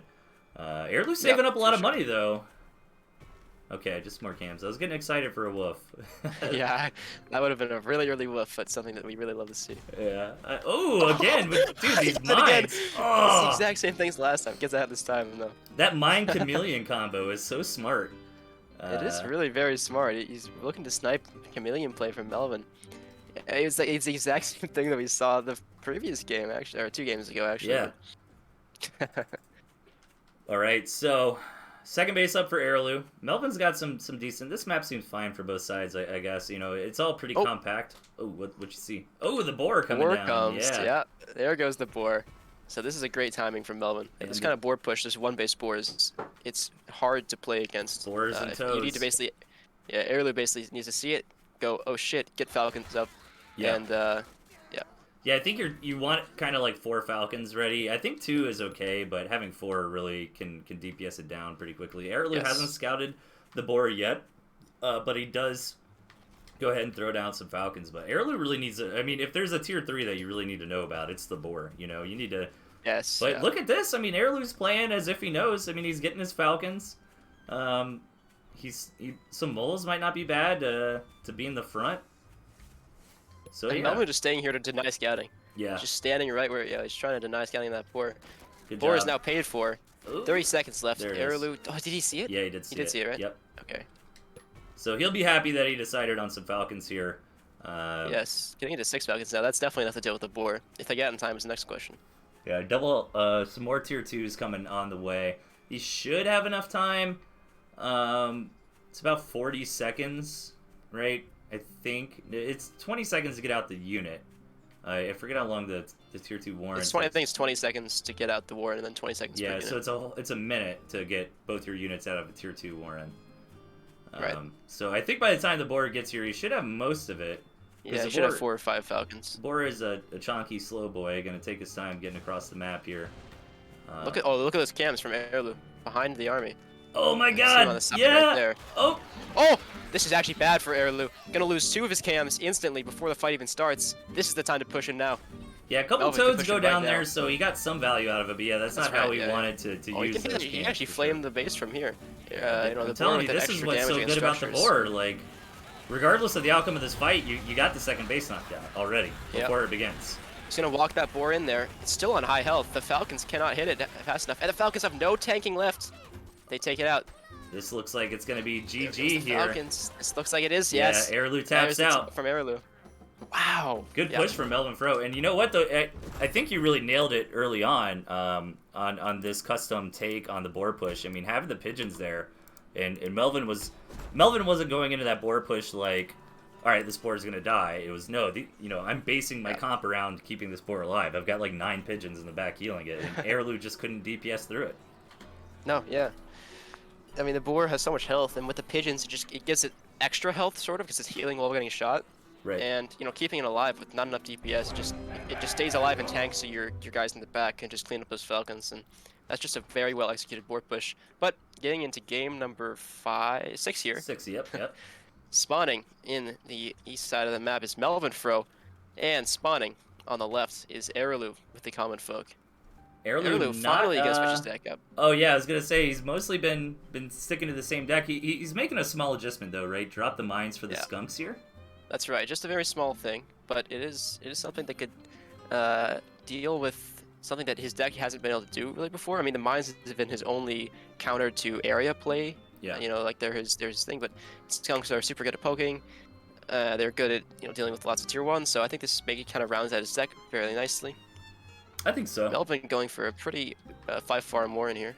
Lizards actually. Oh, Melvin changing his deck up. I didn't even notice that. 4 farm double from Melvin. Our first one of the series. Airlu, did he see? He saw something, right? He saw 1 Warren. He saw a 5 farm Warren. But it's actually a 4 farm double. Taking some time here to do his scouting. Now he finally sees the 4 farm double. Getting shot by a pig here. Every single second counts. All right. I think it might be in time. I don't know. Melvin, how many lizards is Melvin gonna wait for? 3 is the magic number here, or is he just gonna go? I think at this point you just wait for the full 6. I'm not sure. No, he's gonna go out with 4. Okay. Here we go. 4 could do something because moles obviously can have trouble. Ooh, this is actually a hard base to attack into, though. It really is. Yeah. Typically you'd like at least a couple different entrances, so you can try to poke in at the angle where Airlu's units aren't. So Melvin's not going to commit. Go and call it a day there. Yeah, I think that's smart. It's better to not commit than go in, lose all your lizards, and all of a sudden we're going into game number 7. Exactly, yeah. Melvin is up 3-2 though, so he has a slight edge in the series. Cool to see the lizards come out. It is cool to see lizards come out, yeah. Airlu kind of calling Melvin out on his nonsense though, building some mole warrens, thinking maybe Melvin's being a little too fancy and he's going to have a chance to come in here and stomp some things down. Melvin did kind of juggle his warrens a little bit. He like sold and rebuilt them. Oh, this could be dangerous. 5 versus... they're pretty similar to your 1 counts, but moles are great at these early engagements. Yeah, lizards aren't that great on defending. No, they are not. The moles are still alive. Finally takes out the moles, but the squirrels are still shooting in the back. All right, 1 pig dies, but overall pretty good defense. Yeah, nice. Keeps himself alive there. Airlu gonna sell off and go back home and farm up himself. Yeah, so honestly, after everything's said and done, who do you think came out on top here? I think I like that for Airlu still. I think Airlu, yeah. I think that comes back to what we were saying before the cast about these players and really identifying those windows. Like Airlu knew that Melvin was, messing around with these lizards and he sold off a Warren and all that. So Airlu realized, okay, I've got a bit of tempo, come in, make something happen. And at the end of the day, I mean, the trade was fine. It was the trade itself was a little bit better for Melvin, but when you factor in the fact that Airlu killed a pig, and that's a lot of lost mining time, and that's $60, I think worked out pretty well for Airlu. Yeah, and Melvin actually still on 7 farms against Airlu coming in here with another maybe push. Looks like I don't think he has quite enough this time to maybe make the push work. Yeah, and I think it's really important that Melvin's been building his warrens away from the front line because those moles want nothing more than to smack those warrens down. So good positioning there from Melvin. But double tier 2 coming on the way for Airlu. Like you said, man, I mean, Melvin's just now wrapping up getting on 8 farms, so getting his cam warren out. Yeah, those skunks are going to be out quite a bit before those cams ever see the field, the light of the day. So getting some skunk poke in on this pure tier 1 comp could be some really nice value for Airlu here. I mean, once in 10 seconds when that skunk comes out, if you can poke in with that, he'll have, I mean, maybe one cam by the time. He'll have probably one cam, I guess, in the defense. This is such a good choke point for skunks too, right outside Melvin's base by that tree. Yeah. That should be pretty abusable. Let's see how Airlu wants to go about it. Right now, he's kind of got his units on the low ground. Weird base. Getting a weird little second base there. I'm wondering if that's going to be sold off or he really wants that. Yeah, it's a Honestly, little bit unlikely. It's a little bit unlikely for Melvin to scout it, so... Yeah. Okay, now cams are out. One cam is... Ooh, cams are out for Airlu, though, too, I must say. He's got kind of the better army here. Interesting decision on attack angle here, kind of wheeling it around to where he can attack into the Warrens a little bit. Possibly, you know, trade armies but kill off a Warren or two. But here we go. Cams going in for the early fights. Couple cams going, both cams going after both sides. Balloon trying to get built in the back for Melvin. I don't think there's enough time. Yeah, and this is going fantastic for Airlu. These skunks are just so good on the offense. Still just gonna take out farms slowly. Gonna choke out any units that are trying to come out. Balloon's up. Oh, I didn't even notice the balloon. Yeah, balloon might hold this. Oh, but so much damage was done. So many Warrens went down. A bunch of pigs went down. Luckily for Melvin, though, some of those pigs that went down were starting pigs anyways that were about to die at the 5-minute mark. The one on the corner that went down, though, was the last farm he put down. Unfortunately, that one had to go down as well. But he's still got 3 pigs left. So he's not that behind in economy compared to Airlu. This balloon is going to help out a lot. Yep. It's good against this tier 2 comp from Melvin, or from Airlu, but I don't know if it's enough. We'll see. Yeah, he needs to be target firing with that balloon onto these skunks, ideally. Or no, he's actually targeting... Skunks can't hit it, though. Oh my, This balloon is so much value, honestly. It's just keeping in this game. I didn't think about that. The only thing Airlu has that can even hit the balloons is squirrels. So wow, that... And now he's selling down more squirrels. I mean, this balloon, all of a sudden, is looking really good. Oh, did Melvin see that base? He hasn't yet, but Melvin trying to take his sneaky base and Airlu seeing it pretty immediately. I'm not sure if that's the best move for Melvin. I mean, Airlu can just... He can't even walk over there. He has to burrow to it. His units can't get there to defend it. Yeah, I would sell it off. Plus, Airlu can just kill it with moles. Yeah, he sells it. I think he's better off just taking the space right out front, putting in a balloon near it. Be all good to go. It's another scrappy game here, Olive. These are the fun ones. It is. These are the fun ones. Oh, this cam needs to be careful. Oh, Melvin. Metal Gear Solid cam coming in. This is not good, though. It might get a Warren, but... Oh my god, is it gonna, can he get it out? No, Airlu's gonna, Oh, no! So, even trade there, but now the cam is not there for the fight. Yep. This is gonna be a tough hold again for Melvin. Comes down to more and more tough holds every single time we see him fight. So if Melvin can target down the 6 squirrels from Airlu, I mean, this balloon will keep him alive, ideally.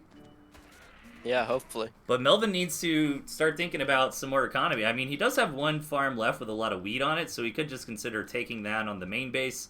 But he needs to get a second up somewhere. And Airlu has nice pressure that he's kind of denying the second base from Melvin.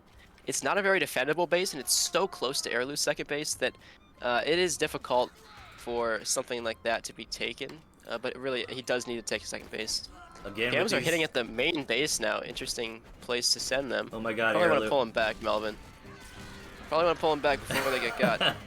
Oh, both have health. Can he juke the reveal is the question. Oh, nice. Man. No, he gets out of there. Good job. Yeah, okay. Although they are half health, so if Airlu decides to push in now, he might have oh, he's going for farms. Oh my god. Can he get some farms here? If these cams die, but there's no way to... Melvin can't... that's it, exactly. Melvin can't afford to lose these cams, so really good job for Melvin getting those back out. Nice, yeah. Super risky, but Melvin has to get a second base. You know what? He's not even going for it. He's getting the lizards. He's now starving. He's starving. He can go for a farm. It looks like he wants to get a fire down here. Yeah, he's gonna get the cabin. He'll probably sell the balloon, fund these lizards, and then just try to YOLO all in. Yeah, that's what I can see happening. Selling down all of his squirrels for lizards. Mass transition right here. Looks like he just needs to buy this campfire. There we go. Now he has 60 food to his name. He's no income right now. This is all he's got. If he loses any units here, it is just a big loss. So, Airlu up on economy. But both players on very, very low economies. So honestly, with some cam snipes on farms here, Melvin could easily turn this around into a win, like he did in that crazy second game. Yeah, Right? I know. Some crazy base racing. I was thinking to myself, oh, this is over. It's like, I don't know, man. Melvin won that one game that was pretty much over too. Yeah. Oh, catching these cams is huge. Snipe. Oh yeah, he might. Oh my god. But the rest of the army's coming he's in. He's not going to get this mill in time. There's no way. He's not going to get the mill, and that's going to be it, probably. Yeah, this is where he's going to tap. Nice try from Melvin. 5 health left. So close. Lost everything to try that, though, so Airlu's going to be able to march across and finish it up here. Maybe he'll sell everything and run over to the campfire. Yeah, that's what he's going to do. No, he's just going to let it go. He's gonna yeah. Nice. Wow. That was a fun game. Nice job from Airlu, but you know what? That ties it up 3-3 here. I know. Hey, you can't get more exciting than this. Yeah, it's pretty much been back-to-back. One player wins, then the next one. That's right. Never letting it get too far ahead for each player. We need to just go all the way to best of 99, you know? Yeah, I mean, why not, right? See the real better player. We need, ping pong rules or tennis rules or something where you gotta win by 2 points. Hey, oh, that would be exciting. Just go forever. Yeah. Infinite. Well, like, best of 9, but if it's, like, 5-4, then it's like, okay, you gotta win 6-4, you know? Yeah. If it's so close, it's kind of a cool idea. I mean, obviously we're not going to do that, but thinking about like players that it's this close, where they're kind of trading back and forth, you know what I mean? Yeah. You can't help but wonder. I mean, if it gets down to 4-4, that is when it gets really intense. Because past the 4-4, if it went to 5-4, it could go to 5-5, and Yeah, and then you keep going. You keep going until somebody wins twice in a row. Yeah. Anyways, all right, man. Bring us into what are we on here? Game number 7. Yes. Spawning in the kind of the middle of the map here, Melvin Fro, with the yellow commander. Yellow with the common folks spawning in the far east. Yeah, this is a very interesting spawn for Melvin. I mean, it's really not. I mean, even his borders aren't even touching one of the walls of the map, so something we don't see a lot. But Wolf Badger. Yeah. Oh, thanks for pointing that out. That's a Wolf Badger we're seeing. Earlier gonna stick with his new deck. The one without the mines. Yeah, just kind of dropping the mines for the skunk. Pretty weird map, as you were mentioning. I think it's pretty great for Airlu. These 2 bases. Oh, I agree. He's going to really easily get 3 base, even 4 base, probably up north. For Melvin, he can get the 2nd base, and then he might have to go down south for the 3rd. There's a space kind of that Airlu just ran by in the center, kind of. I'm not sure if that'll even get taken. Yeah. Exactly. It's kind of a no man's land. Yeah. Unfortunate for Melvin that he didn't bring his balloons this time around, because I feel like this map would be great for a balloon. Imagine Melvin putting a balloon like right next to that no man gristmill in the center. Yeah, I mean he has the range right now, even with his current mill. Yeah. He could just put him down like and pretty much lock Airlu in. 4-farm balloon. Yeah, 4-farm balloon. Let's go. The new strategy that no one's ever seen before. All right. So, let's see. Airlu pushing out a couple squirrels. I think Melvin will be fine, though. He'll have his 2 up in time. So, again, in this early game, players just kind of testing each other, seeing if they can sneak some free damage by, but not going to happen. These 2 guys, arguably the two sweatiest people in Tooth and Tail right now, so you're not going to get Absolutely not going to get that past them. No. Yeah, let's see what kind of game we're going to go into here. I mean, the map is kind of mid-range. I still think it's close enough to where we probably won't see a farming. I don't think we will either. I think it's not a bad idea to get into the 2nd base, but they're going to have to do it conservatively, right? They're going to have to be like getting out of cam, getting some more tier 1 as they do it. Yeah. Honestly, I mean, I think Airlu can very comfortably get into 3 bases, whereas Melvin can get into a 2nd base pretty easily. I think we know what's going to happen here. All of Airlu with 15 squirrels. Moles coming down any minute now. Yep. Oh man, we're gonna see some moles near the front, and Airlu's gonna be coming in, swinging large and in charge. But if these cams get out, I mean, still there's a point where you get enough squirrels where they just kind of DPS the cams down pretty quickly. That's true. Yeah. Yeah, Airlu's honestly, going for it. By the time this push comes out, Melvin should have at least 1 cam. Yeah, he's gonna have the 1. I think Airlu needs to go before that 2nd cam comes up. Does Airlu know about? Okay, he does know about the tier 2, and he can assume it's a chameleon. Yeah, he's gonna go in with only 2 moles. It's not that many moles. He has many more squirrels though. Oh, cam instantly dead. Yep. Fighting into Warrens here. 1 Warren goes down. These moles really help that though. I mean, I think 2 Warrens have fell. Melvin is gonna hold. Airlu's gonna have to pack it up and go home. But again, I think that was actually. Yeah, go ahead. I didn't hate that for either player. I think Yeah. that was a good Melvin keeping most of his army alive, Yeah. but losing I think 1 or 2 Warrens for sure. Something like that. Yeah, I actually think it went a bit better for Melvin, which I'm a little bit surprised on. Yeah. I thought that was gonna be very dangerous, but good hold for Melvin. He's getting into the double cam. No second base just yet. Skunk's on the way for Araloo. Getting into skunks though, yeah. You just pointed out the skunks are something that are going to be good against Melvin's compositions. They currently are. Looks like Melvin wants to get this. There is a campfire as well behind Melvin's base that he can probably just take for free here. Yep, he's gonna grab have that. a nice 9th farm. Yeah, I love that. I think it's a little bit underutilized. It was incredibly important at one phase in the meta.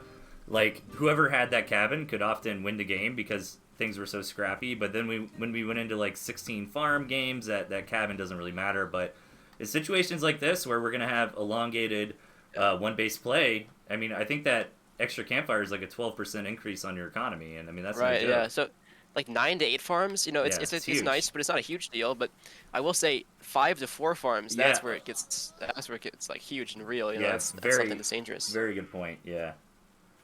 All right. Didn't take that cabin yet, but does throw down the Wolf Warren. Melvin posturing And wants for to an go in for an attack. attack here. I don't think this is gonna work. I think Melvin should Yeah, I just don't wait think for so his either. wolf. Yeah. Yeah, the wolf comes out. He's got much better chances here. Yeah, I think he needs to take that campfire.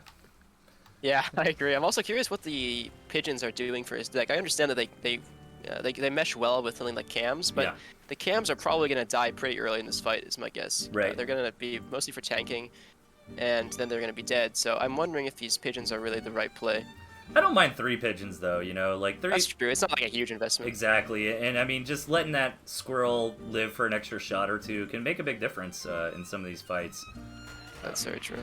So Wolf let's now see. at 30 seconds left until it produces. So. Yeah, Araloo never scouting that wolf either. Araloo trying Did he never scout it? He's never scouted it.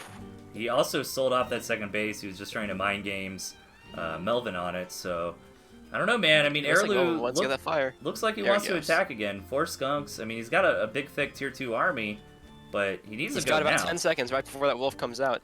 This is really his last chance to go in. When that wolf comes out, it's going to be much harder. Oh, the wolf is 5 seconds left. Getting some pre-gas down. That's a lot of skunks. That's a lot of Yeah. skunks against a big tier So 1 much- army. So much gas there. Wolf is out. Okay, Melvin gonna want to commit before he takes too much skunk damage. Here we go. Big attack in, but still 4 skunks. Yeah, that's a lot of skunks. Wow. One thing that I think people underestimate too about 4 skunks is like just how much HP that represents. You know, like to chew through those That's skunks, it's a ton of damage. I believe they actually have more health, or at least equal health to cams. So Yeah. they're as good as cams are as tanking. Skunks are equally as good or better. Oh, little lightning cam actually getting he a nice gets second it. base pickup. Hey. Woo! Not super impactful, but 60 food, 60 Melty food. play. Love that. And keep in mind, as these economies start to dwindle, it doesn't show it up top, but Melvin does have a cabin, so just consider Melvin as like +1 farm, Right. based on what the graph shows. But Melvin gonna come Now in when it here. starts getting scrappy, and an army wipe could really be Oh, it'll tough end the for game. either side. Yeah, Yeah, exactly. neither player can afford to really rebuild here. And Melvin's got No, that they can't. wolf. Both players down to practically starving. Got the lightning pigeons right now. Advanced healing strategies. What's Melvin want to do here? He's now down to his only. Okay, Araloo on no farms. One is building, but not producing any units for him right now, or I any think money for Melvin him. just wants to continue to deny this second base. I agree. Yeah. Oh man, if he gets in there with those 4 lightning cams, he could whack that down in like I don't know, 6 seconds or something like that. I mean, that would be a quick wipe for him. Great Melvin scouting getting the by second base. Araloo, seeing that second Yeah. base. Can Araloo afford to get a second farm here? I think he really wants to, and I mean, 1 farm is just so little. Like, you gotta do something with it. Yeah, Both players on super low armies now. I think Araloo is in a tough spot right now, kind of scratching his head how he's going to deal with Melvin having a wolf. And, you know, that adds so much impact to his army. I'm a little bit surprised Melvin hasn't been more aggressive here. Maybe he's just being cautious. Yeah. He realizes, you know, well, I could go. I mean, to be honest, that last fight, even though Melvin had the wolf, I mean, those skunks were doing a lot of work. And They were doing a really good job. so maybe Melvin doesn't feel like super confident to just crash in and know that he's going to win. I think he's waiting for Airlu's army to get out of position so he can try some lightning cam magic. Airlu has some great senses, though. He's putting his squirrels right on top of those building farms because he knows Melvin wants to get some cam snipes in that mill. Yeah. Melvin gonna get up to a second farm, so now he's up to 3 farms soon. Good scouting from Airlu. You can see that and try to defend it because he realizes he's now slowly getting behind in economy. He wants to get up even with Melvin. Oh man, I can't believe this game is stabilizing. It looked like it was gonna end dynamically at so many parts, but both players kind of playing it safe. Getting into this 8-farm game. Yeah. Maybe. We'll see. Oh, yeah, I think Melvin really is just trying to esports with these cams, but he really wants to. Yeah. Airlu it's definitely possible. Too good with his positioning. I mean, look at this. This is beautiful. He's got his tier 2 up here to protect the Warrens. He's got his squirrels and falcons down south to protect the mill. Yeah, Melvin's selling off his pigeons to get more farms down. Yeah. Yeah, I'll notice that. Yeah, he's gonna sell off those pigeons to get 120 food off that. Yeah, I'm surprised he hasn't sold off more tier 1 just yet, especially knowing the opponent's got 4 skunks and right. You know, really you need to just start trying to get into that as many cams and falcons as you can. Yeah, because pigeons are good against skunks, to be sure. Pigeons are, oh, pick out the skunk, get out of there! Snipe. Oh, 2 HP! So close. Oh, he so wants close. it! Oh man.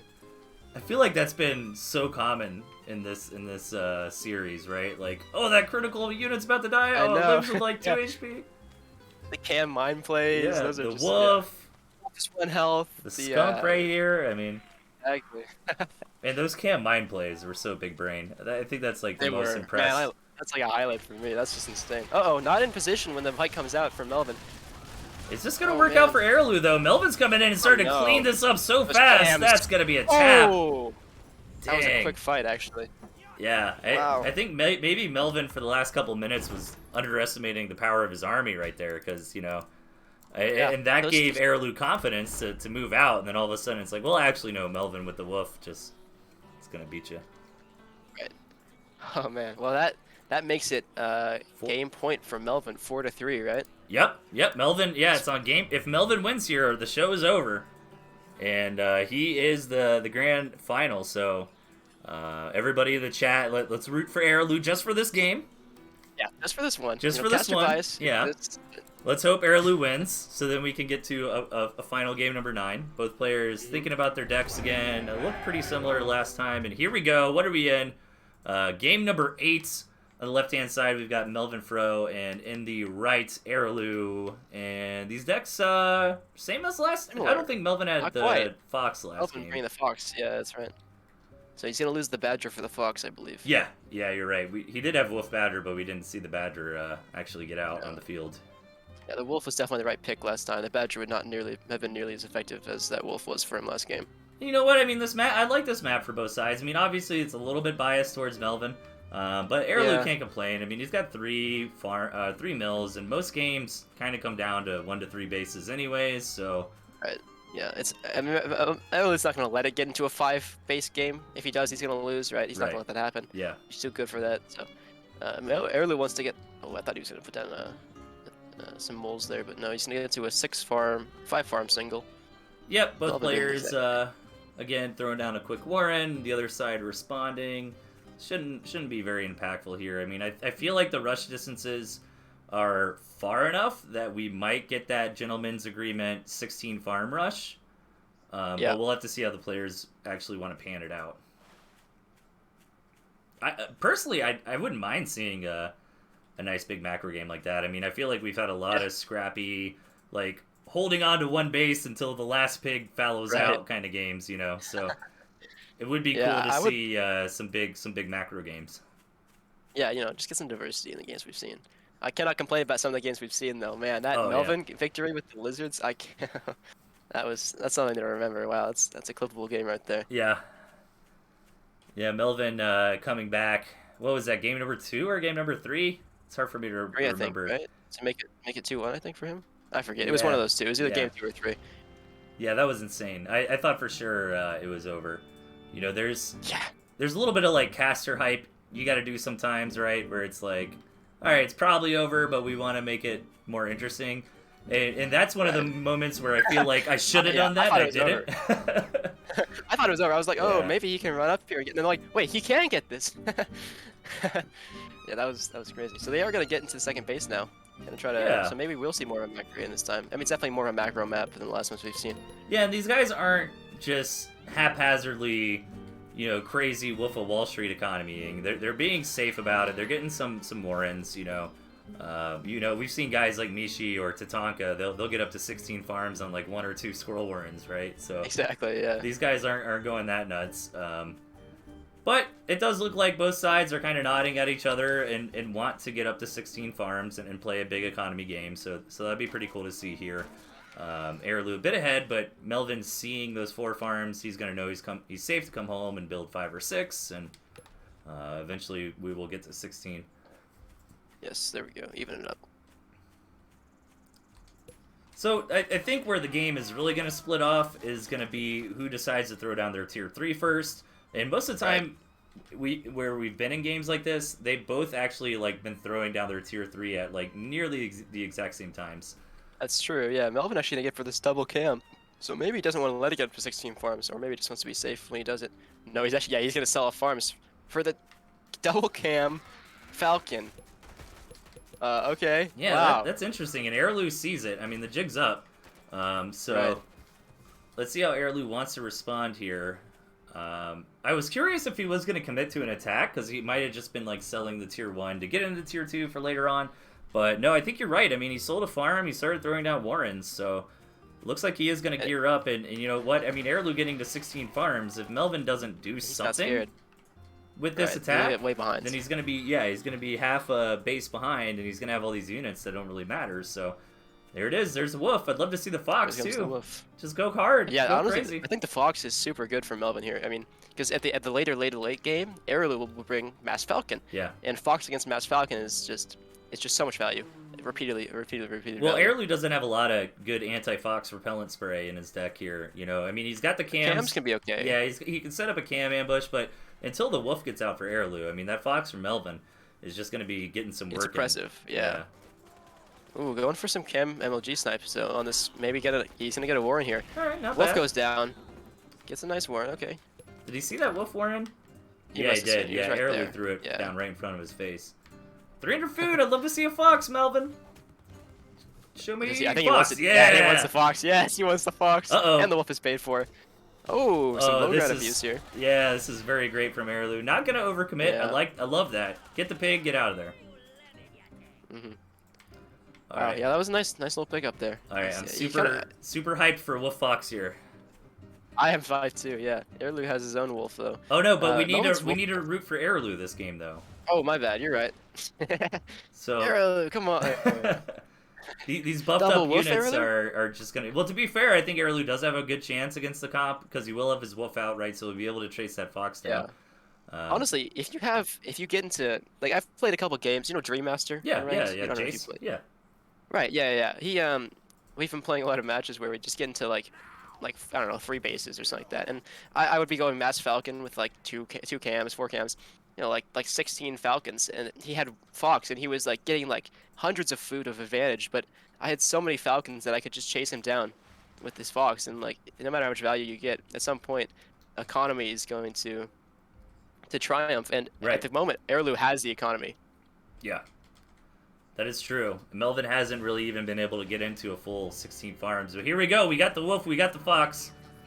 Melvin ready to roll on this map. Airlu with a lot of juicy falcons to get sniped, but it's going to come down to control. And since Melvin does have the fox in his deck, he's most likely going to be having to micro the fox, which is going to limit how he controls the rest of his army. Right, yeah. It could lead to some missed... Oh, lightning fox, though.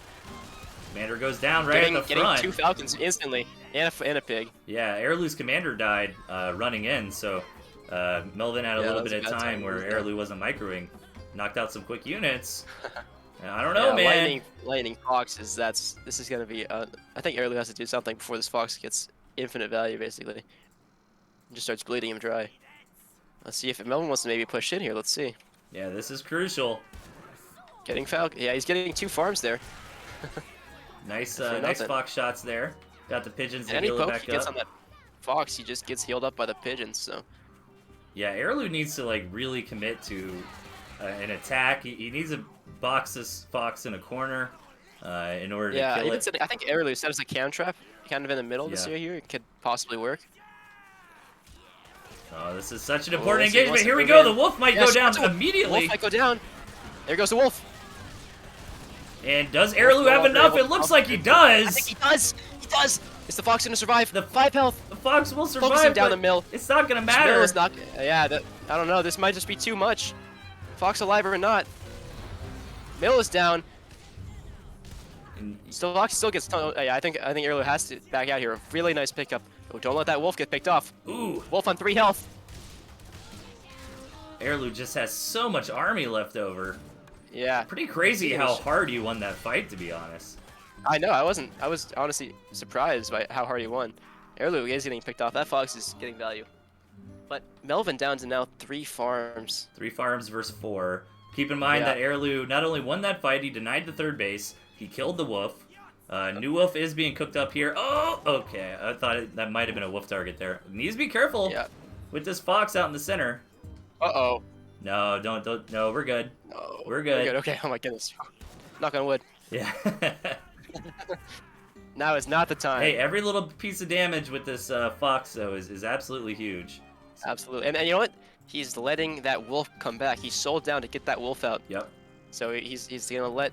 Melvin's not going to try to go for more tier 1. He's going to let that wolf Fox come back out and try to make that have some effect on this game.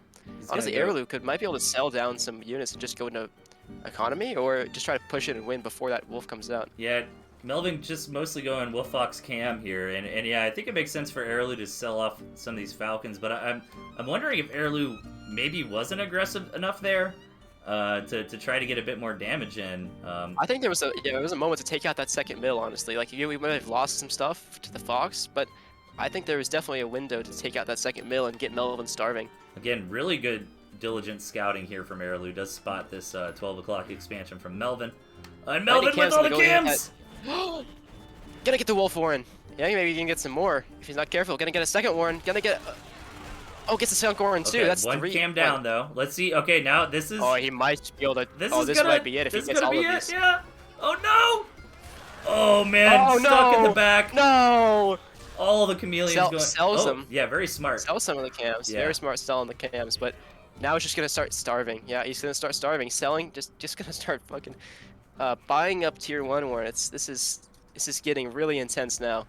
All right, Airlu looking to push out. I mean, I feel like this has kind of been the bane of some of Melvin's matches here, is trying to be a little bit too fancy with those cams. Losing all those cams for not a whole lot of trade. Airlu does have a sharp opportunity to come in here, but really smart from Melvin to get into as many swirls as he can to just get boots on the ground. And here we go, Airlu pushing in. Fight. Oh man, Wolf goes down. Fox! Oh, Fox is low again. And kind of rolling through. We're gonna taking out Warrens now. Fox is alive, but at some point this Fox is gonna get cornered, and that's it. There we go. Gee, Airlu. Here we are. Yes, game number 9. And again, it's been just back and forth. It's been one player wins and the next player wins. One player wins and the next player wins. So this is it here, ladies and gentlemen. Game number 9. We got there. As most of the community predicted, this was going to go all the way. Both these players on top of the meta, on top of their play, really neck and neck. Yeah, both these players are sweating right now. I'm sweating right now. Yeah, me too. All right, Very Melvin might need in a second. I'm keeping an eye on the chat. He hasn't locked in just Both yet. players do get a break. Yeah, if they wanted, they could take a quick break. So just bear with us for a second. Thanks again, everybody, for tuning in. It's always a ton of fun. Keep in mind, we're gonna have the beginner league grand finals tomorrow with Mr. Olive here. Yours truly, that's right. Yeah, participating in that. So it's gonna be a lot of fun against D Gray. Was D Grayson one of the FXB guys, or I might be getting him mixed up with Draz? I think I could be wrong. I don't know. I had never heard of him, but I talked to someone else and said that he's been around for a while. So yeah, I might be thinking of Draz. Man, I'm watching the stream with the delay while we're waiting. Me too. I know. I'm seeing watching that cam. That was it. In my opinion, that's what defined the game right there. Yeah, taking out those cams was just too much. Yeah, that was a really, really crazy fight. Actually, I only noticed this now watching the stream. Melvin had another farm. He had another bill up top. Maybe you want to go for the base race with the cams? I don't know, but wow. Now this fight isn't this crazy. All right, here we go. Looks like the players are. Looks like they're getting ready. Yep, Airlu's still deciding what he wants. Yeah, I mean, he's been rocking that wolf every single game. I wonder if he's considering a boar or a fox or. He's confident in his main part of his army, but he looks like he wants the wolf. Okay. All right. Stick with what he knows. Here we go. And for the final game, in the bottom left, is Melvin Fro with Archimedes, and in the top right, Airlu with the Common Folk. He's keeping the same deck. Melvin, as per usual, never being usual, switching his deck up once more. Gonna go for the boar wolf this time, so losing the fox, losing the badger from a couple games ago, going for the wolf or for the boar this time. Yeah, and the boar wolf. Correct me if I'm wrong, but I mean, you generally aren't looking for like a wolf buff boar, right? No, it's not. I don't think it actually does anything other than just move faster. Yeah, so I think it's kind of just like one or the other, right? Like you got that boar Exactly, if you want yeah. that early to mid game push, and then you got the wolf for that Cam Falcon synergy later on. That's right, yeah. It gives him a lot of flexibility if he wants to do a Cam Falcon boar early kind of mid push, which we saw him do very well with earlier. You know, he did a really nice one base boar earlier in the series. And we've seen him do really well with the wolf in later situations. So it's sort of like a boar fox, sort of. It gives you flexibility for every situation. You know what I mean? Yeah. And we map looks pretty decent. You know, I don't think either side could complain. I think they both have some safe expansion options, and then there's this little territory in the west that they can kind of fight over if things go long. It is a little bit closer to Melvin, but not really by a lot. So yeah, I think this map, you know, I mean, for what we could get with map RNG, you know, neither side can really complain here. I think they both have clean, fair access to 3 bases, and beyond that, you know, might have to fight a little bit, but that's the nature of the game. So Absolutely, yeah. 8 farm doubles so I- far, no decisions. Mm-hmm. This is a much more standard 8 farm kind of gentleman's agreement to just get up, and we've seen a lot of pre-8 farm kind of safety warrants now, but none of that. That's all gone. That's off the table now. They're just going up to actually they're really gonna get some cams out early, so that's something new. Yep. So far, nothing super crazy from either side. The only thing I could really comment is we have delayed, like, going into a quick second base. You know what I mean? Like, if you were like trying to do an expansion opening, you probably would have got your second base by now. So neither side really rushing into additional economy. Again, they're kind of stuck in one base chicken here. Just they don't want to be caught the guy who's got 6 less squirrels, and then an attack happens, and there we go. Well, in terms of in terms of expansions, just talking about that for a minute, Melvin has a very nice side of his map here. He's got 5 or 6 mills that are pretty safe, honestly. These are all, his first 3 bills are all on his really group section. But one thing I also want to comment on is this is a really nice skunk map. There's a really nice choke where the fighting will happen. Yeah. And obviously going across water, right, that's not something you want to fight skunks into. So I think Airlu skunks could really shine. Ooh. Losing that cam there. Cam there, yeah. Airlu. That's really unfortunate for Airlu. 60 food early in the game can be unfortunate. Yeah, he's trying to make some plays, but good response there from Melvin. So Melvin getting a bit of an advantage. Ooh, thinking about sneaking a tier 3. Thinking about it. Airlu saw his commander snooping around back there, I think he knows. Yeah, he sells it off. Yeah. So I think Melvin kind of realized, even though he wasn't scouted, he was scouted. But this is... Oh, Airlu gonna put his own tier 3 down. Yeah, this might not be good for Melvin, because now all of a sudden he's behind in the tier 3. He sees it. Right. The wolf coming out for Airlu. So what's his response? Is he gonna recommit to the board? No, just the wolf. Just the wolf. Okay. Is that the right pick? Do you think? I don't know. Yeah, I think it makes sense. I think that makes sense too. Yeah. Because in theory, like wolf buff wolf buff falcons could probably DPS down that boar relatively quickly. But yeah, that's what I was thinking too. I don't know. I mean, we did see that one boar attack from Melvin work very well, but I don't think Airlu had the wolf in that situation. However, right now, I'm kind of favoring Airlu. Like, he's got the economic tempo, he's got the technology tempo, and Melvin's just like that's true. one step behind, it feels like. Yeah, he's kind of floating a little bit of food here. I wonder if he's gonna plop down some just tier 2 warrens or something here. Yeah, he's trying to balance like having that 180 food right when the wolf gets done. Oh yeah, he wants that wolf to get that tree, right? So there it is. And there we go, instantly paid for. Nice. You know, I think that has Erlu seen that it's not a boar? No, he hasn't. He still think the boar. He has not gotten for Deep Scout, so True. he didn't know that the original boar was sold off, and so that could lead him into buying like mostly falcons and not Oh yeah, realizing that in fact it's a wolf. yeah. That's a very good point. I mean, look at this. Erlu has no tier 1. Oh, Melvin gonna snipe the boar warren. Oh, Just sacrifice him, get the warren. oh my god. Oh, is it enough? Oh no. So close. That's like a couple ham swipes away. Okay, well, keep in Man. mind, Erlu lost that cam earlier for free, right? So. That's true. Right. It was a really good attack there. Almost getting it. God, dude, that thing got down to like 10% HP. Yeah. That would have been absolutely game-changing. 100%. Right before that boar comes out, taking that warren out. All right, so both sides gonna have their wolves again. Erlu with no tier 1. I mean, that could make a big difference in the fight. Obviously, he's got a lot of tier 2, but sometimes, I mean, just mass squirrel, deals a lot of damage. Yeah, that's true. Oh, I think if Erlu was paying attention, yeah, he's seen the lightning. He sees the wolf now. It's very now he's into 6 falcons, which are not bad, of course, but against mass tier 1, Yeah. you might have a problem when you thought it was a boar in the first place. Yeah, see now Erlu like, oh man, I gotta throw down some tier 1 I need some squirrels ASAP. So is Melvin gonna move out while Erlu's a bit exposed without tier 1? Or is he gonna hold up? I mean, this is such a hard decision to make, Yeah. This is it. This is the grand finals. This is the match number 9. It all comes down to this right now. Yeah. Good follow-up, Scott, from Erlu. He just wanted to confirm that boar is no longer in existence. And we got some farms happening here. We're well past that 5-minute mark, so the main bases are on their way out. Looks like both players are establishing their second base economies. Erlu a little bit behind, but I think he'll catch up on farms. Has so many. Yeah, he's got a lot of falcons, so that's where where all his money's been going to. 6 falcons is a lot of falcons. It DPSs down things really quickly.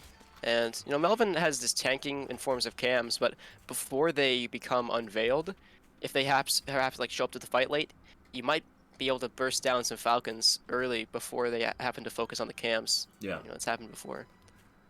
Oh man, who's gonna be the guy to pull the trigger? Who's gonna be the cocky one to move across and engage? Because their armies are looking incredibly similar. Erlu's starting to posture here. Throwing down some wolves. Looks like he wants to move out, actually. He's going for a really sneaky entrance here. Does Melvin see this? He does see it. This is so clutch, and I think Melvin's making the right play getting into more and more falcons. Here comes that skunk got some pre-gas down on these farms.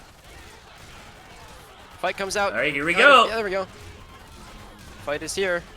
Oh, the falcons are kind of gone from Erlu. Yeah, Melvin doing a good job targeting down the enemy falcons. It looks like Erlu's army's starting to wipe. Watch out! Don't. Oh, the wolf is gone. All right, but Erlu's gonna commit, try to kill the enemy wolf, and we might just have a big, huge army trade here. If this there's the 1 wolf, HP, are you kidding me? 1 HP.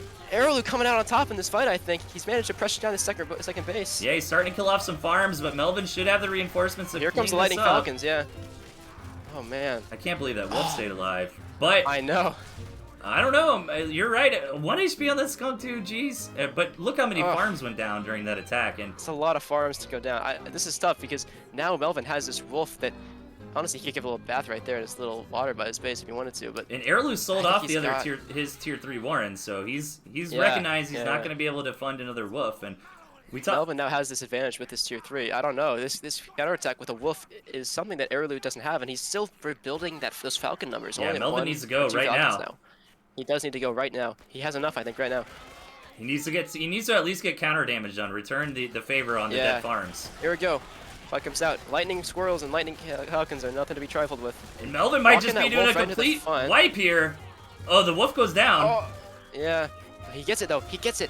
Is he going to focus the base down, or he's going to focus farms down? He's going to focus some pigs. Is he going to have enough momentum to just end the game? Now, looks like. I think so. I don't know if he has enough. This is a lot of falcons, but they have such little health that they might be able to take out. Erlu doesn't have very many tier 1 Warrens. Yeah, he's starving. Oh my god, this is so close. The cam on the ground. Tier 1s. Yeah, get that falcon out of there. Oh my goodness. Sell it to wolf or something. Wow. I'm so happy that it came down to this. I mean, I know. Some big army trades, but nobody just straight up won the game. Erlu needs to invest in some new economy. He does have a lot of money. He needs to buy a farm. Yeah, he needs to decide on which farm it's going to be. It's unfortunate that the fresh new farm is the one that's kind of exposed. Right in the front. Yeah. Yeah, probably cannot buy that one. So probably wants to buy like the west farm, I guess. It's got a decent amount of food on it. I would say the west farm, yeah. He's a pick a farm. He's only got 50. He's got to sell something now. Gotta sell something. Heirloom. There Okay. you go. Okay. I'm stressed right now. Look at how pretty even it is when the dust settles, though. I mean, 9 squirrels and 4 tier 2 for both sides. And the army graph is so they just rise and fall like almost equally in every single fight.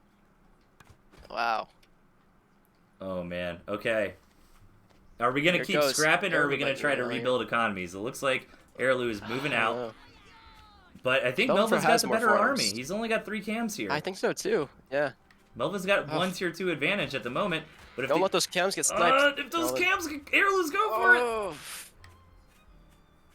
So this is a dance with death right here. Anything could change anything. All right, Melvin's looking for the engagement. Here we go. Cams coming from the side. Oh, the cam's gonna wipe the other cams though. All the tier 1 is gone now. All the tier 1 is gone. And so 1 cam gets out, but oh my gosh. This is so dangerous for both sides. No tanking for Melvin, but no tier 1 army for Heirloom. Yeah, he needs squirrels to kill these falcons.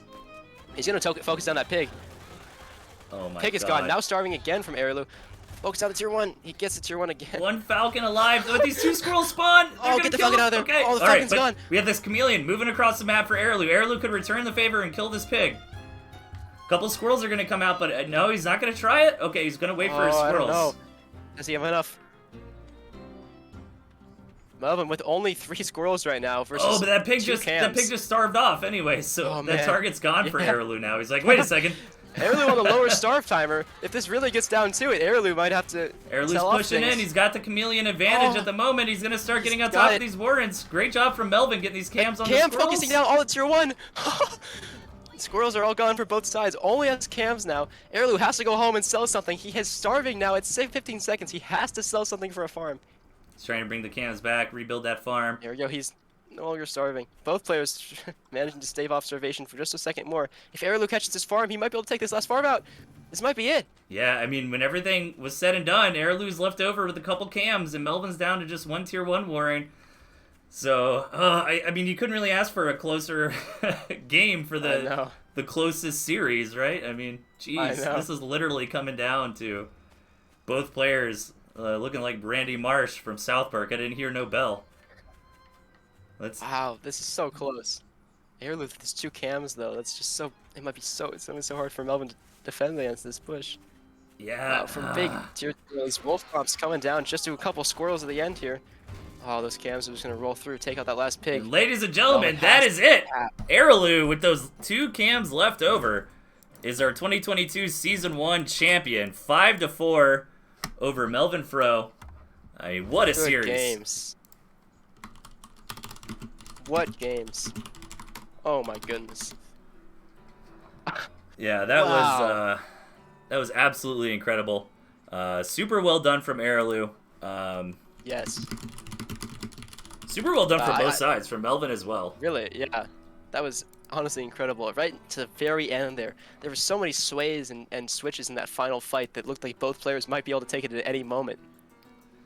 Yeah, I can't believe that it came down that close. And Heirloom is saying he'll hop on for a quick call, so let's get him in. Oh, hang on. I think I might have goofed. I think I just kicked. Hang on. Let's do the call here, I think. Oh man, I don't know how to work Discord. Let me see. Let me get Urban back.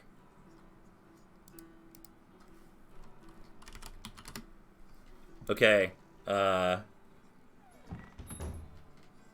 I just invite him to this call?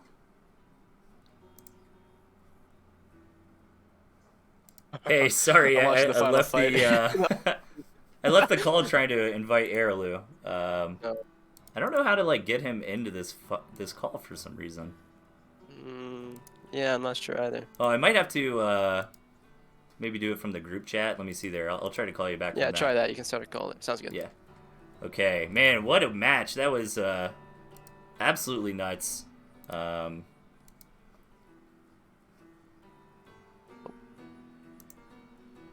Okay.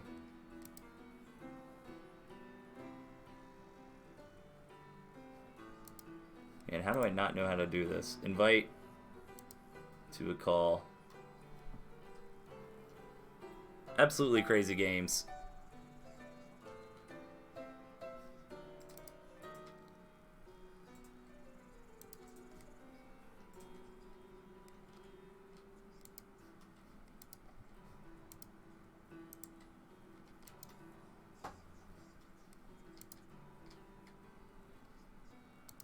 All right. Managed to get. No, I have no idea. Can you try inviting Heirloom? I'm gonna call the whole server and then just Melvin might be able to join too. That might work. I'm not sure. I've seen it work before. I don't know. I'm not very skilled at this, obviously. Yeah, I thought it was easier than this. Okay, he says he can call now. I might just have to do it without you. Go ahead. Yeah, Yeah. that's fine. No But problem. dude, Just thank call you so much for casting. It was a lot of fun. Yeah, absolutely. And I'm so glad you invited me. Yeah, for sure. I think you're a great caster. You did a lot of work this season, and good luck in your grand finals match tomorrow. Thank you. I think I'll need it. All right, take care, man. All right. Take care. See ya. Bye.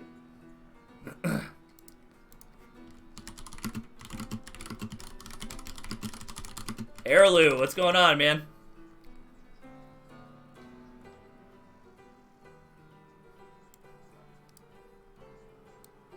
Oh, can you hear me? Let's see. Sorry, he's trying to get on his phone here. Yeah, I guess I'm not super Discord savvy. I don't know why we're having so much problem with the group call there. But man, what a series. Oh. Hey, there we are. I can hear you now. What's going on, man? Yeah, How do you I don't feel? know. I'm kind of nervous. Dude, that was such an insane game number 9. I can't believe it came down all the way to the wire. We were kind of joking on as the casters, like, you guys just keep winning, like you kept trading wins, over and over. Do you think if you guys would have kept playing, like you would have just kept all right, now it's 9-9 and 10-10, Yeah, probably.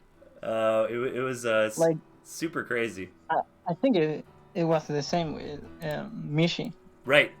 Like I won for 3, but If you feel like if you guys just kind of kept going, then it's like, oh, we're just like trading wins, yeah, he could have won. So, you mostly stuck with the same deck, but I noticed that you changed over from mines into skunks. What was the thought process there? Oh, because I don't think I can beat Bor with mines. Oh, Right. without skunks, Yeah. actually. Yeah, that makes And sense. I don't want to be Bor myself. I think the craziest thing that happened this series, it was either match number 2 or 3, where I mean you like had Melvin, but he was able to use the woof buff and base trade you, and just like barely got you. That was so sad. I thought the campfire was up. Yeah. Yeah, it was super close. I thought it was gonna work too.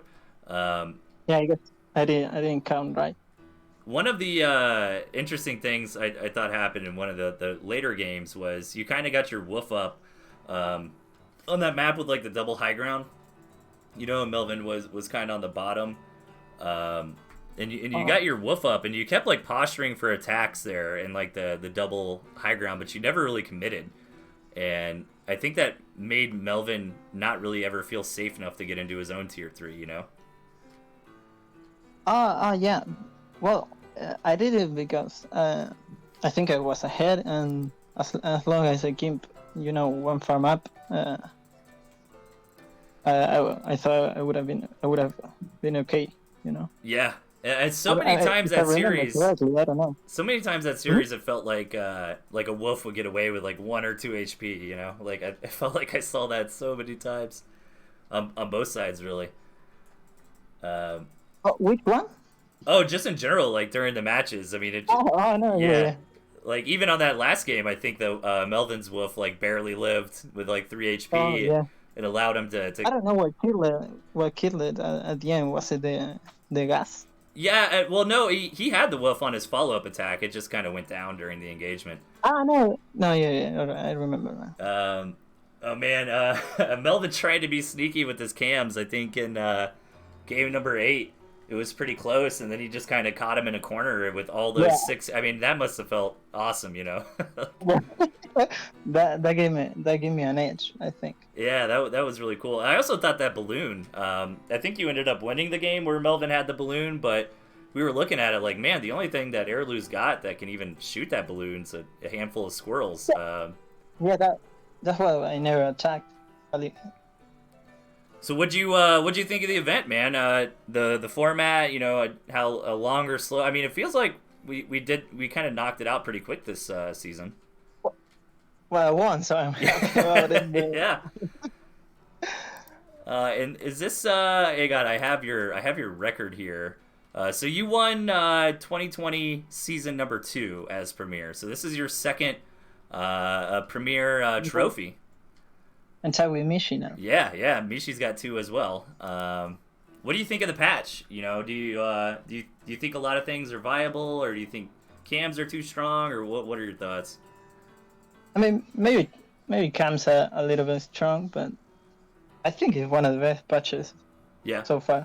Yeah, I think so too. I mean, it feels like a lot of units are viable. Yeah, you can even see that from the games. I think like they were super close and back and forth. Right.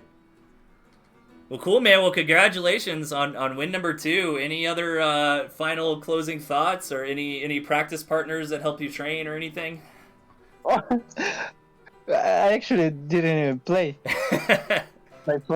I only play the tournament matches. Yeah, I mean, hey, sometimes that's all you need. You know, you don't want to overthink it and get too in your head about it. I mean, you've got the skills, and Tooth and Tail's kind of like riding a bike. You know, once you put the time in, it's pretty easy to come back in and stomp face. So. Yeah, I think I did better now than last tournament when I actually played. Right. That's kind of interesting, you know. Sometimes, I mean, honestly, it's about not getting in your own head about it too much, or getting fatigued. Yeah, bro. Right. So. Yeah. Well, congratulations, man. Congrats on the win. I guess we'll see you next season. I'm sure, or whatever the next event's gonna come up on. Yeah, maybe. So take care, man. 5-4 with the last match coming down to 2 cams, man. Crazy. Yeah. So close. I thought I was going to lose that one. You know, with the ball coming up. Yeah. I don't know how to deal with ball. All right, man. Take it easy. Congrats again on the win, and we'll catch you later. Thanks. Yep. See ya. All right, everybody. That is it. Congratulations again to Airlu. Big congrats to Melvin Fro as well for coming in second place. And keep your eye on the tournament Discord for information for the finals on the Beginners League and the Intermediate League. It sounds like Urbane Olive was saying that the Beginners League final is going to be tomorrow afternoon. So be sure to tune into that. And it's always fun. And enjoy the rest of your weekend. Everybody have a good one. And we'll see you at the next finals. Take it easy.